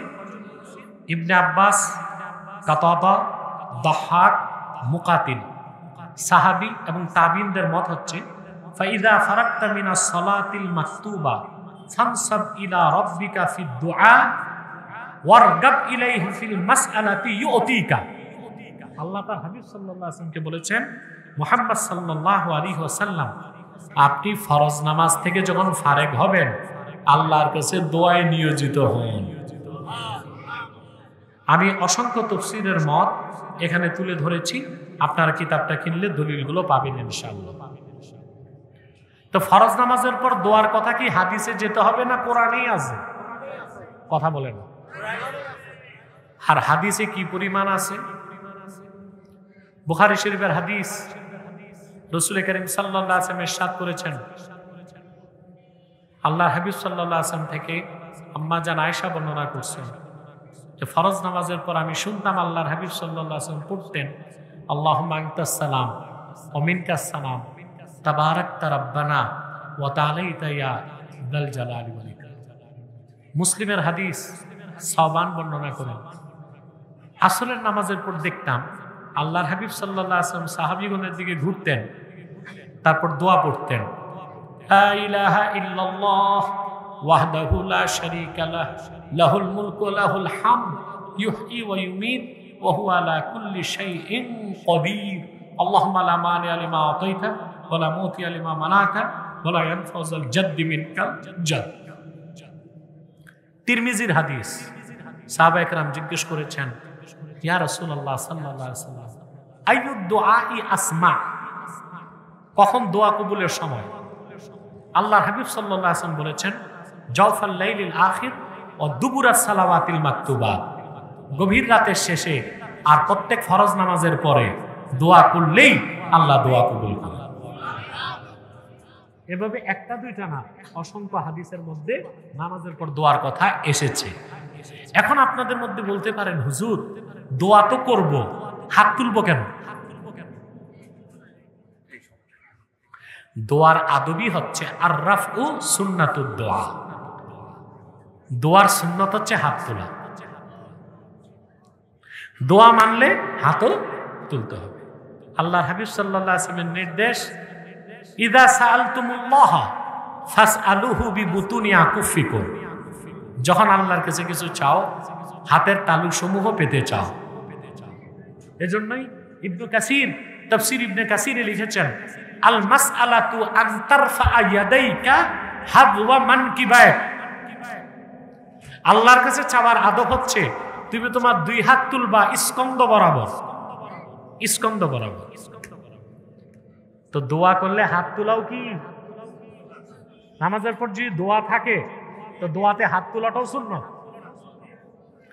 এখন বলতে পারেন, হুজুর একা একা হাত তুলবো, সম্মিলিত কেন তুলবো? বাঙালি তো বনি ইসরায়েলের মতো ভেড়া। আরে ভাই, যেই কাজ একা করা সুন্নাহ ওটা সম্মিলিত করা বেদাত, এটার দলিল কি? আপনি বেদাত হারাম সাবিত করবেন, নস লাগবে না? বরং সম্মিলিতর পক্ষে নস আছে। মাজমাউজ জাওয়ায়েদে ইমাম হায়সামি মারফু মুত্তাসিল সনদে নকল করছেন, রাসূল করিম সাল্লাল্লাহু আলাইহি ওয়াসাল্লাম ইরশাদ করেছেন, আমার উম্মতের কোন দল যদি দোয়াতে একজন দোয়া করে বাকিরা আমিন আমিন বলে, ওই সম্মিলিত দোয়া আল্লাহ ফেরত দিবেন না, কবুল করে নেবেন। নামাজের পর দোয়াও আছে, দোয়াতে হাত তোলাও আছে, এবং সম্মিলিতর পক্ষেও দলিল। এখন একটা প্রশ্ন করতে পারেন, দোয়া করলে যদি হাত তুলতে হয় তো লুঙ্গি পরার সময় তো দোয়া আছে, তখন হাত তুললে লুঙ্গি যাবে কই? না, ওগুলো বললেন না। এরা কথা বলে কেন? চিৎ করান তো বাবা, চুপ চুপ চুপ। ভ্যানগাড়িতে বসছে। খাওয়া দাওয়ার পর দোয়া আছে না? দোয়া করে হাত মুছেন তো ডাল চালে খিচুড়ি। দোয়া দুই প্রকার, মুতাওয়ারেদা, গায়রু মুতাওয়ারেদা। লুঙ্গি পরার পর দোয়া, বিবির কাছে গেলে দোয়া, খাওয়ার পর দোয়া মুতাওয়ারেদা। এটা বি মানজিলাতি যিকর, এটা জিকিরের মতো, হাত তোলার দরকার নাই। কিন্তু নামাজের পর দোয়া, আজানের পর দোয়া, মাহফিলের পর দোয়া, এটা গায়র মুতাওয়ারেদা, এটা বি মানজিলাতি সুয়াল, এজন্য হাত তোলাটা দরকার। আরে ভাই, আপনি দোয়া করবেন না, না করেন, কিন্তু আপনি ইমাম সাহেব হইলে তো দায়িত্ব। আপনি যদি দোয়াটা পরিচালনা না করেন তো মুসল্লিরা করবে কেমন করে? ঠিক না? আমরা ভাই আলেম ভাইদেরকে বলবো এগুলো নিয়ে দ্বন্দ্ব না করে, ভাই এতে দালে চলে। আপনি নামাজ পড়াবেন, অধিকাংশ মুসল্লি তো হাত তুলে দোয়া করে, তা আপনি করবেন। আপনি এটাই তো উচিত না?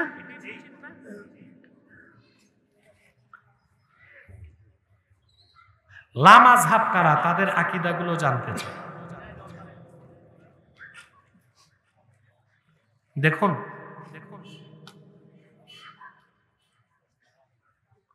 মদিনা মুনাওয়ারা ইউনিভার্সিটিতে জামিয়া ইসলামিয়া, মদিনা মুনাওয়ারাতে যে বিশ্ববিদ্যালয়, দুনিয়ার শ্রেষ্ঠ বিশ্ববিদ্যালয়, শ্রেষ্ঠ না সর্বশ্রেষ্ঠ, কি বলে? এবার মদিনা মুনাওয়ারাতে জামিয়া ইসলামিয়া মদিনা মুনাওয়ারার এক ছাত্র আমাকে বলল যে আমাদের শিক্ষক মানে আরবি, ক্লাসে এসে একদিন জিজ্ঞেস করছে, তোমরা কে কোন মাযহাব মানো? হানাফিরা দাঁড়াইছে, শাফিরা দাঁড়াইছে, মালিকিরা দাঁড়াইছে, হাম্বলিরাও দাঁড়াইছে, শিক্ষক নিজেও হাম্বলি, ৩-৪ জন দাঁড়াইছে, কোনো মাযহাব মানে না। তিনি বলছেন, তোমরা কোন টপকার মুজতাহিদ হয়ে গেছো যে মাযহাব লাগে না?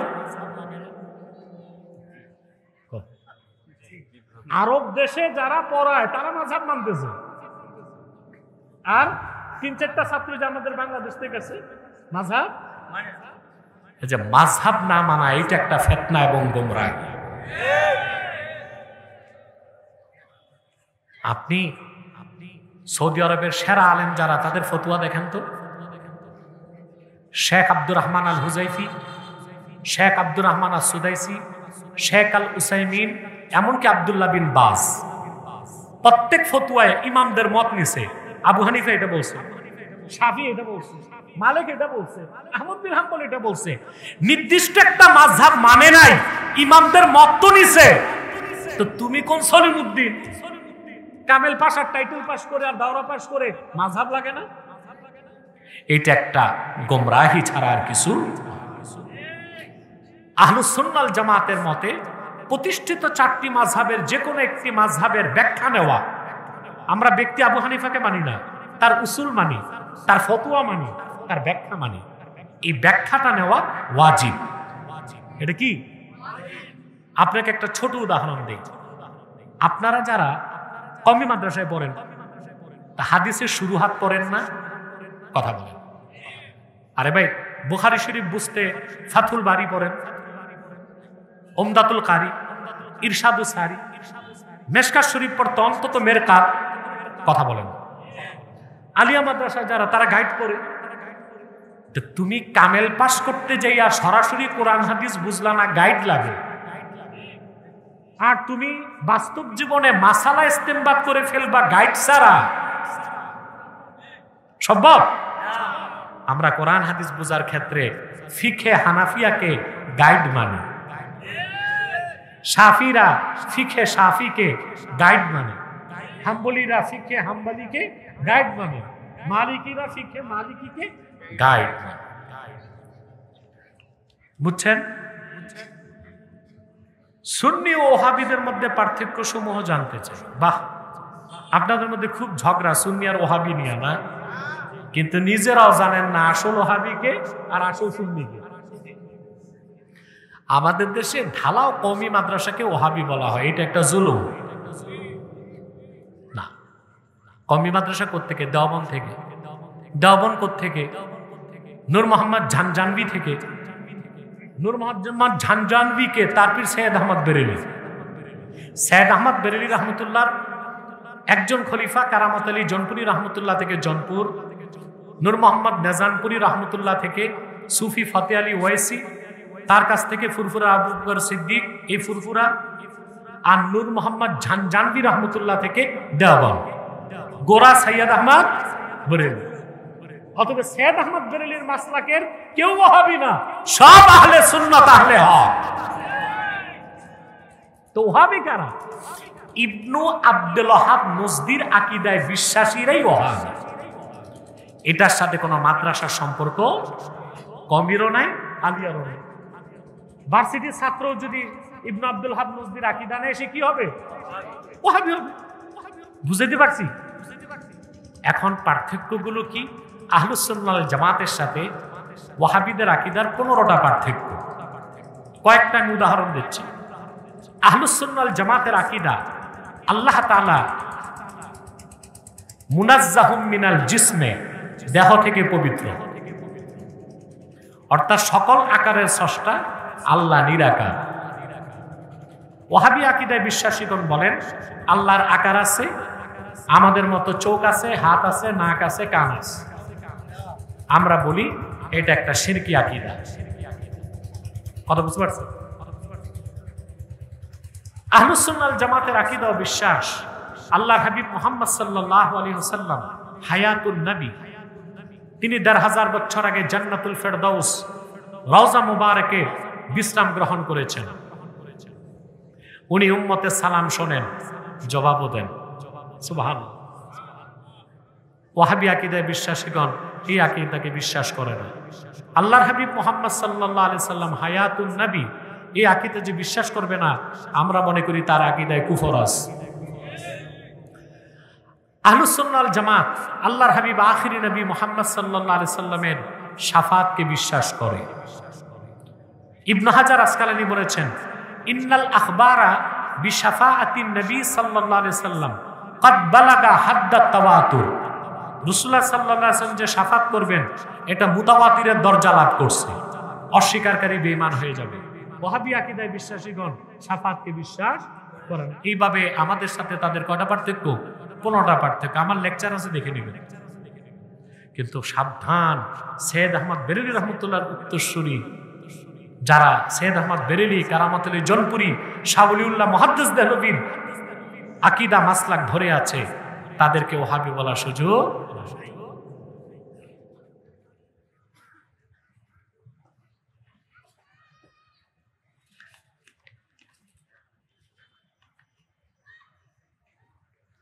রমজান মাসে কবরের আযাব চলতে থাকে না, বন্ধ হয়, দলিল সহ উপস্থাপন করুন। রমজান মাসে মুমিনের কবরের আযাব বন্ধ থাকে, কাফের মুশরিকের আযাব অনন্তকালের জন্য চলতে থাকে। দ্বিতীয় কথা, মুমিনের কবর আযাব আর কাফেরের কবর আযাব এক না। কাফের কবরটাই হাফরাতুম মিন হুফারিন নার, জাহান্নামের টুকরা হয়ে যায়, আর মুমিনের কবরটা রাউজাতুম মিন রিয়াজিল জান্নাহ, জান্নাতের উদ্যান হয়ে যায়। গুনাহের কারণে তার যে শাস্তিগুলো হয় এটা রমজান মাসে মওকুফ করা হয়, এরকম রওয়ায়াত আছে। তবে মুমিন হতে হবে।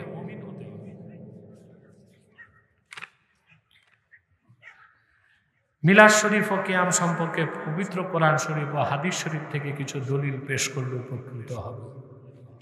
ভাই, ঈসার মিলাদ অর্থ কি? জন্ম বৃত্তান্ত। তো ঈসা নবীর জন্ম বৃত্তান্ত সূরা মরিয়মে আসেনি? কথা তো ঈসা নবীর মিলাদ যদি কোরআন শরীফে থাকে, হযরত ইব্রাহিমেরটা থাকে, ইসহাকেরটা থাকে, ইয়াহইয়া, জাকারিয়া, তাদের ঘটনায় আল্লাহ আলোচনা করছেন না? হ্যাঁ, কথা বলে না। জাকারিয়াকে আল্লাহ কি সুসংবাদ দিয়েছেন? ইয়াহইয়া, কার সুসংবাদ? তো জন্ম বৃত্তান্ত আল্লাহ করছেন না? কোরআন শরীফে যদি ইয়াহইয়ার মিলাদ থাকে, ঈসার মিলাদ থাকে, মারিয়ামের মিলাদ থাকে, ইব্রাহিমের মিলাদ থাকে, কোরআন নাজিল হয়েছিল যার উপর, সেই নবীজি মুহাম্মদ সাল্লাল্লাহু আলাইহি ওয়াসাল্লামের মিলাদ কোরআনে থাকবে না, এটা কি পাগলও বিশ্বাস করবে? আছে তো ভাই। রাসূল করিম সাল্লাল্লাহু আলাইহি ওয়াসাল্লামের আগমন, জন্ম বৃত্তান্ত সংক্রান্ত আয়াতগুলোই তো আল্লাহ রাসূলের মিলাদ। লাকাদ জাআকুম রাসূলুম মিন আনফুসিকুম আজিজুন আলাইহি মা আনিতুম। এই আয়াতের তাফসীর খুলে দেখেন, সবগুলো তাফসীরে আল্লাহর হাবিব সাল্লাল্লাহু আলাইহি ওয়াসাল্লামের মিলাদের হাদিসগুলো এসেছে। তো বোঝা যায় মিলাদ কোরআন কারীমে আছে। হাদিসে তো মিলাদের পরিচ্ছেদই আছে। দালায়েলুন নবুয়াত প্রথম খণ্ডে ইমাম বাইহাকি মিলাদের উপর 4টা পরিচ্ছেদ এনেছেন। তিরমিজিতে আছে বাবু মা জাআ ফি মিলাদিন নবী সাল্লাল্লাহু আলাইহি ওয়াসাল্লাম। ইমাম সুয়ুতী মিলাদের উপর একটা কিতাবই লিখছেন, হুসনুল মাকসাদ ফি আমালিল মাউলিদ। ইবনে কাসিরের মতো ব্যক্তি রাসূলুল্লাহর মিলাদের উপর কিতাব লিখছেন, মোল্লা আলী কারি লিখছেন। অতএব আল্লাহর হাবিব মুহাম্মদ সাল্লাল্লাহু আলাইহি ওয়াসাল্লামের মিলাদ পড়া, শোনা অতি উত্তম ইবাদত, এই ক্ষেত্রে কোনো মুসলমানের সন্দেহ থাকতে পারে না। হ্যাঁ, মিলাদ শরীফের যে কিয়াম, এই ক্ষেত্রে আমরা জনপুর ফুরফুরা ওলামায়ে দেওবন্দের একটা বিরাট অংশের মতে এটা মুস্তাহাব মুস্তাহসান, সওয়াবের কাজ। কেউ যদি করে সওয়াব পাবে, কেউ যদি না করে গুনাহগার হবে না, কিন্তু যে বাধা দিবে, ফিতনা সৃষ্টি করবে, সেই গুনাহগার। কথাটা বুঝছেন না? এই ব্যাপারে আমার ডকুমেন্টারি আলোচনাগুলো দেখে নেবেন। এখন তো রাত বেশি হয়ে গেছে, আমি শুধু একটু টাচ দিয়ে গেলাম। মিলাদ কিয়ামের উপর আমার আলোচনা আছে, ডকুমেন্টারি দেখবেন ইনশাআল্লাহ। আল্লাহ আমাদেরকে কবুল করুন, আল্লাহ আমাদেরকে মঞ্জুর করে দিন, আল্লাহুম্মা আমিন। আমার 3টা কিতাব স্টেজে এসেছে। নির্বাচিত তাফসীর প্রথম খণ্ড, সূরা ফাতিহার তাফসীর। নির্বাচিত তাফসীর দ্বিতীয় খণ্ড, সূরা ইখলাস, সূরা ইনশিরাহের তাফসীর। বুখারী শরীফের প্রথম হাদিসের ব্যাখ্যা, নিয়তের হাদিসের, যারা পারেন নিয়ে যাবেন। মাওলানা আইয়ুব আলী সাহেব একটা কিতাব আনছেন, শিরক কুফর, কাফের মুশরিকদের বিরুদ্ধে শিরক কুফর সম্পর্কে আপনারা বুঝতে পারবেন কোনটা শিরক কোনটা কুফর, নিয়ে যাবেন ইনশাআল্লাহ। আমি দোয়া করি সবার জন্য, কবিজি সবার জন্য যারা কষ্ট করেছে।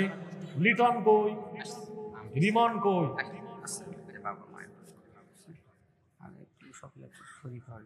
ঠিক আছে ইনশাআল্লাহ। আমার কাছে দোয়া চেয়েছে মরহুম লতিফুর রহমানের জন্য তার ছেলেরা, লিটন, রিমন, এবং দোয়া চেয়েছে তাদের মা, তাদের বোন ফাতেমাতুজ জোহরার জন্য। অসুস্থ ছিল, এখন সুস্থ। দোয়া করবেন আল্লাহ যেন তার মৃত্যু পর্যন্ত সুস্থ রাখেন। আর অনেকে দোয়া চেয়েছে, আমি ইনশাআল্লাহ দোয়া করি। আপনারা আসলে অনেক রাত হয়েছে, আমি কষ্ট দিতে চাই না। ব্যাগ যাচ্ছে, যে যা পারেন, আমি মুনাজাতে হাত তুলবো, আপনারা ব্যাগে কিছু কিছু দিবেন। পারবেন না ইনশাআল্লাহ? আহারে, দেবার বেলায় গলা এত ছোট হয়ে গেছে, পারবেন না? পকেটে হাত দেন, হাত দেন, হাত দেন। ভাড়ার টাকা রেখে বাকিটা দিবেন। পকেটে হাত দেন, আপনার নিজের পকেটে, পাশের লোকের পকেটে না। ব্যাগ নিয়ে যাও। আসুন, স্বেচ্ছাসেবকরা যাচ্ছে, আমি তাদের জন্য দোয়া চাই। রফিক কই? মাহফিলটার জন্য আমার স্নেহের রফিক খুব কষ্ট করছে, ওর জন্য দোয়া করবেন। মাওলানা মুফতি, আমাদের এই এলাকার অত্যন্ত প্রসিদ্ধ মুফতি আজিজুল ইসলাম সাহেব এবং মাওলানা আইয়ুব আলী সাহেব এবং আরো যারা ওলামায়ে কেরাম আছে এবং রফিক, তাদের সকলকে আমার অনুরোধ, তাহরিকে খাতমে নবুয়ত বাংলাদেশের ব্যানারে আমি চাই এই মহাদেবপুর উপজেলা সবচেয়ে বেশি কাজ দেখাবে ইনশাআল্লাহ। আপনারা থাকবেন না সাথে? আল্লাহ কবুল করুক, মঞ্জুর করুক, আল্লাহুম্মা আমিন। নজরুল সাহেব দোয়া চাইছি, ওলামায়ে কেরাম মেহমানরা আছে, তাদের জন্য দোয়া করবেন, আল্লাহ কবুল করুক। আচ্ছা আচ্ছা আচ্ছা, আলহামদুলিল্লাহ। আচ্ছা আচ্ছা আচ্ছা, আলহামদুলিল্লাহ। আচ্ছা আচ্ছা, আলহামদুলিল্লাহ। ঠিক আছে, ঠিক আছে। রব্বানা যালামনা আনফুসানা ওয়া ইন লাম তাগফির লানা ওয়া তারহামনা লানাকুনান্না মিনাল খাসিরিন। আল্লাহ তাআলা, তাহরিকে খাতমে নবুয়ত বাংলাদেশ মহাদেবপুর উপজেলা শাখার উদ্যোগে আয়োজিত তাফসীরুল কোরআন মাহফিলে তোমার হাজার হাজার নেককার বান্দা, পর্দার আড়ালের মা বোন নিয়ে হাত তুলেছি। আল্লাহ, এতগুলো মানুষের মধ্যে যার দুটো হাত তোমার ভালো লাগে আল্লাহ, তার দুটো হাতের বিনিময়ে আমাদের জিন্দেগির সব গুনাহ তুমি মাফ করে দাও। হৃদয়ের গভীর থেকে দোয়া করি আল্লাহ, তোমার আখিরি নবী নূর নবীজি আমার মুহাম্মদ মুস্তাফা সাল্লাল্লাহু আলাইহি ওয়াসাল্লাম আজ থেকে ১৫০০ বছর আগে দুনিয়া থেকে বিদায় নিয়েছেন। হায়াতুন নবী হিসেবে জান্নাতুল ফেরদাউস রওজা মুবারকে বিশ্রাম নিয়েছেন। আল্লাহ, জীবনে একবার তোমার আখিরি নবী নূর নবীজি আমার মুহাম্মদ মুস্তাফা সাল্লাল্লাহু আলাইহি ওয়াসাল্লামের জান্নাতুল ফেরদাউস রওজা মুবারকে উপস্থিত হয়ে গো আল্লাহ, তোমার হাবিবের নূরের কদমে দরুদ ও সালামের হাদিয়া দেবার আগে আল্লাহ তুমি ডাক দিও না। আল্লাহ, একবার বা একাধিকবার যারা সোনার মদিনায়, নূরের মদিনায় যেতে পেরেছি আল্লাহ, জীবনে বারবার তোমার আখিরি নবী নূর নবীজি আমার মুহাম্মদ মুস্তাফা সাল্লাল্লাহু আলাইহি ওয়াসাল্লামের নূরের শহর মদিনাতুল মুনাওয়ারা জিয়ারতের জন্য তাদের কপালটা খুলে দাও। হৃদয়ের গভীর থেকে দোয়া করি আল্লাহ, তোমার আখিরি নবী নূর নবীজি আমার মুহাম্মদ মুস্তাফা সাল্লাল্লাহু আলাইহি ওয়াসাল্লামের নূরের চেহারা মোবারক স্বপ্ন একবার দেখে গো আল্লাহ, জান্নাত ওয়াজিব হবার আগে তুমি ডাক দিও না। একবার বা একাধিকবার যারা তোমার আখিরি নবী নূর নবীজি আমার মুহাম্মদ মুস্তাফা সাল্লাল্লাহু আলাইহি ওয়াসাল্লামের নূরের চেহারা মোবারক স্বপ্নে দেখার সৌভাগ্য লাভ করেছি। জীবনে বারবার দেখার জন্যে তাদের কপালটা আল্লাহ তুমি দয়া করে জান্নাতি কপাল বানায় দাও। আল্লাহ আমাদের অনেকের বাবা নাই, অনেকের মা নাই, অনেকের বাবা মা একজনও নাই। যত মানুষের বাবা মা দুনিয়ার থেকে বিদায় নিয়ে অন্ধকার কবরে চলে গেছে, আল্লাহ সকল মুসলমান বাবা মার কবরকে আল্লাহ তুমি জান্নাতের বাগান বানায় দাও। আল্লাহ আজকের মাহফিলের জন্য যারা নৈতিক সমর্থন করেছে, আইনি সহায়তা দিয়েছে, আর্থিক সহযোগিতা করেছে, আল্লাহ যে যেভাবে সাহায্য করছে, আমাদের মহাদেবপুর থানা ভারপ্রাপ্ত কর্মকর্তা উপস্থিত আছেন, তার ফোর্স আছে, আল্লাহ যে যেভাবে মাহফিলটিকে সাহায্য করেছে, আমাদের সবার জন্য মাহফিলটা নাজাতের জরিয়া বানায় দাও। আল্লাহ পর্দার আড়ালে আমার মা বোনগুলো হাত তুলে বসে আছে, তাদের মনের দুঃখ কষ্টগুলো দূর করে দাও। তাদের প্রত্যেককে একটি সোনার সংসার তুমি হাদিয়া করে দাও। আল্লাহ আমাদের মুশকিলাতকে আসান করে দাও। নেক হাজাত ও চাহাতকে কবুল করে নাও। আল্লাহ জীবিত থাকতে দেখতে চাই ফিলিস্তিন স্বাধীন হয়ে গেছে। জীবিত থাকতে আল্লাহ দেখতে চাই বিশ্ব মানচিত্র থেকে অবৈধ রাষ্ট্র ইসরায়েল মুছে গেছে। আল্লাহ তুমি ফিলিস্তিনি মুসলমানদের রক্তের বিনিময়ে বাইতুল মুকাদ্দাসকে মুসলমানদের কবজায় কিয়ামত তক রাখো। আল্লাহ আমাদের মুশকিলাতকে আসান করে দাও। নেক হাজাত ও চাহাতকে কবুল করে নাও। এই উপজেলাকে আল্লাহ তুমি বিপদ মুক্ত রাখো। আসমানি দুনিয়াবি বালা মুসিবত থেকে ব্যবসায়ী ভাইরা এসেছে, তাদের দোকানপাটকে আসমানি দুনিয়াবি বালা মুসিবত থেকে তুমি রক্ষা করো। আল্লাহ ভাইরা আমার একটি মিনিট সময় ছেড়ে দিলাম, চক্ষুটা বন্ধ করুন, দিলটা নরম করুন, মাথাটা নত করুন। আল্লাহর আখিরি নবী নূর নবীজি আমার মুহাম্মদ মুস্তাফা সাল্লাল্লাহু আলাইহি ওয়াসাল্লামের ওসিলা ধরে আল্লাহর কাছে চান, যা চাইবেন তাই কবুল হয়ে যাবে। যদি পারেন ভাইরা 2 ফোঁটা চোখের পানি ছেড়ে দিন, সারা জীবনের গুনার কথা মনে করে 2 ফোঁটা চোখের পানি ছেড়ে আমার আল্লাহর কাছে আত্মসমর্পণ করুন। জিন্দেগির সব গুনাহ মাফ হয়ে যাবে, নেক দোয়াগুলো আল্লাহ কবুল করে নিবে।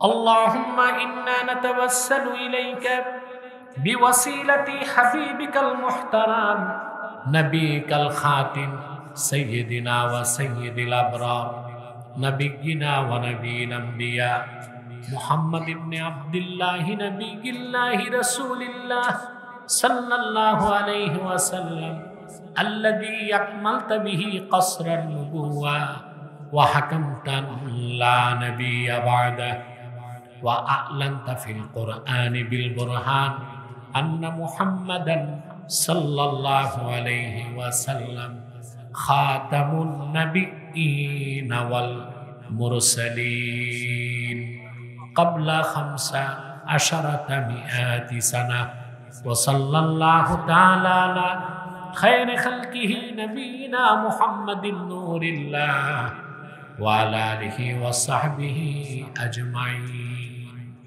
বিরহমাতিকা ইয়া আরহামার রাহিমিন।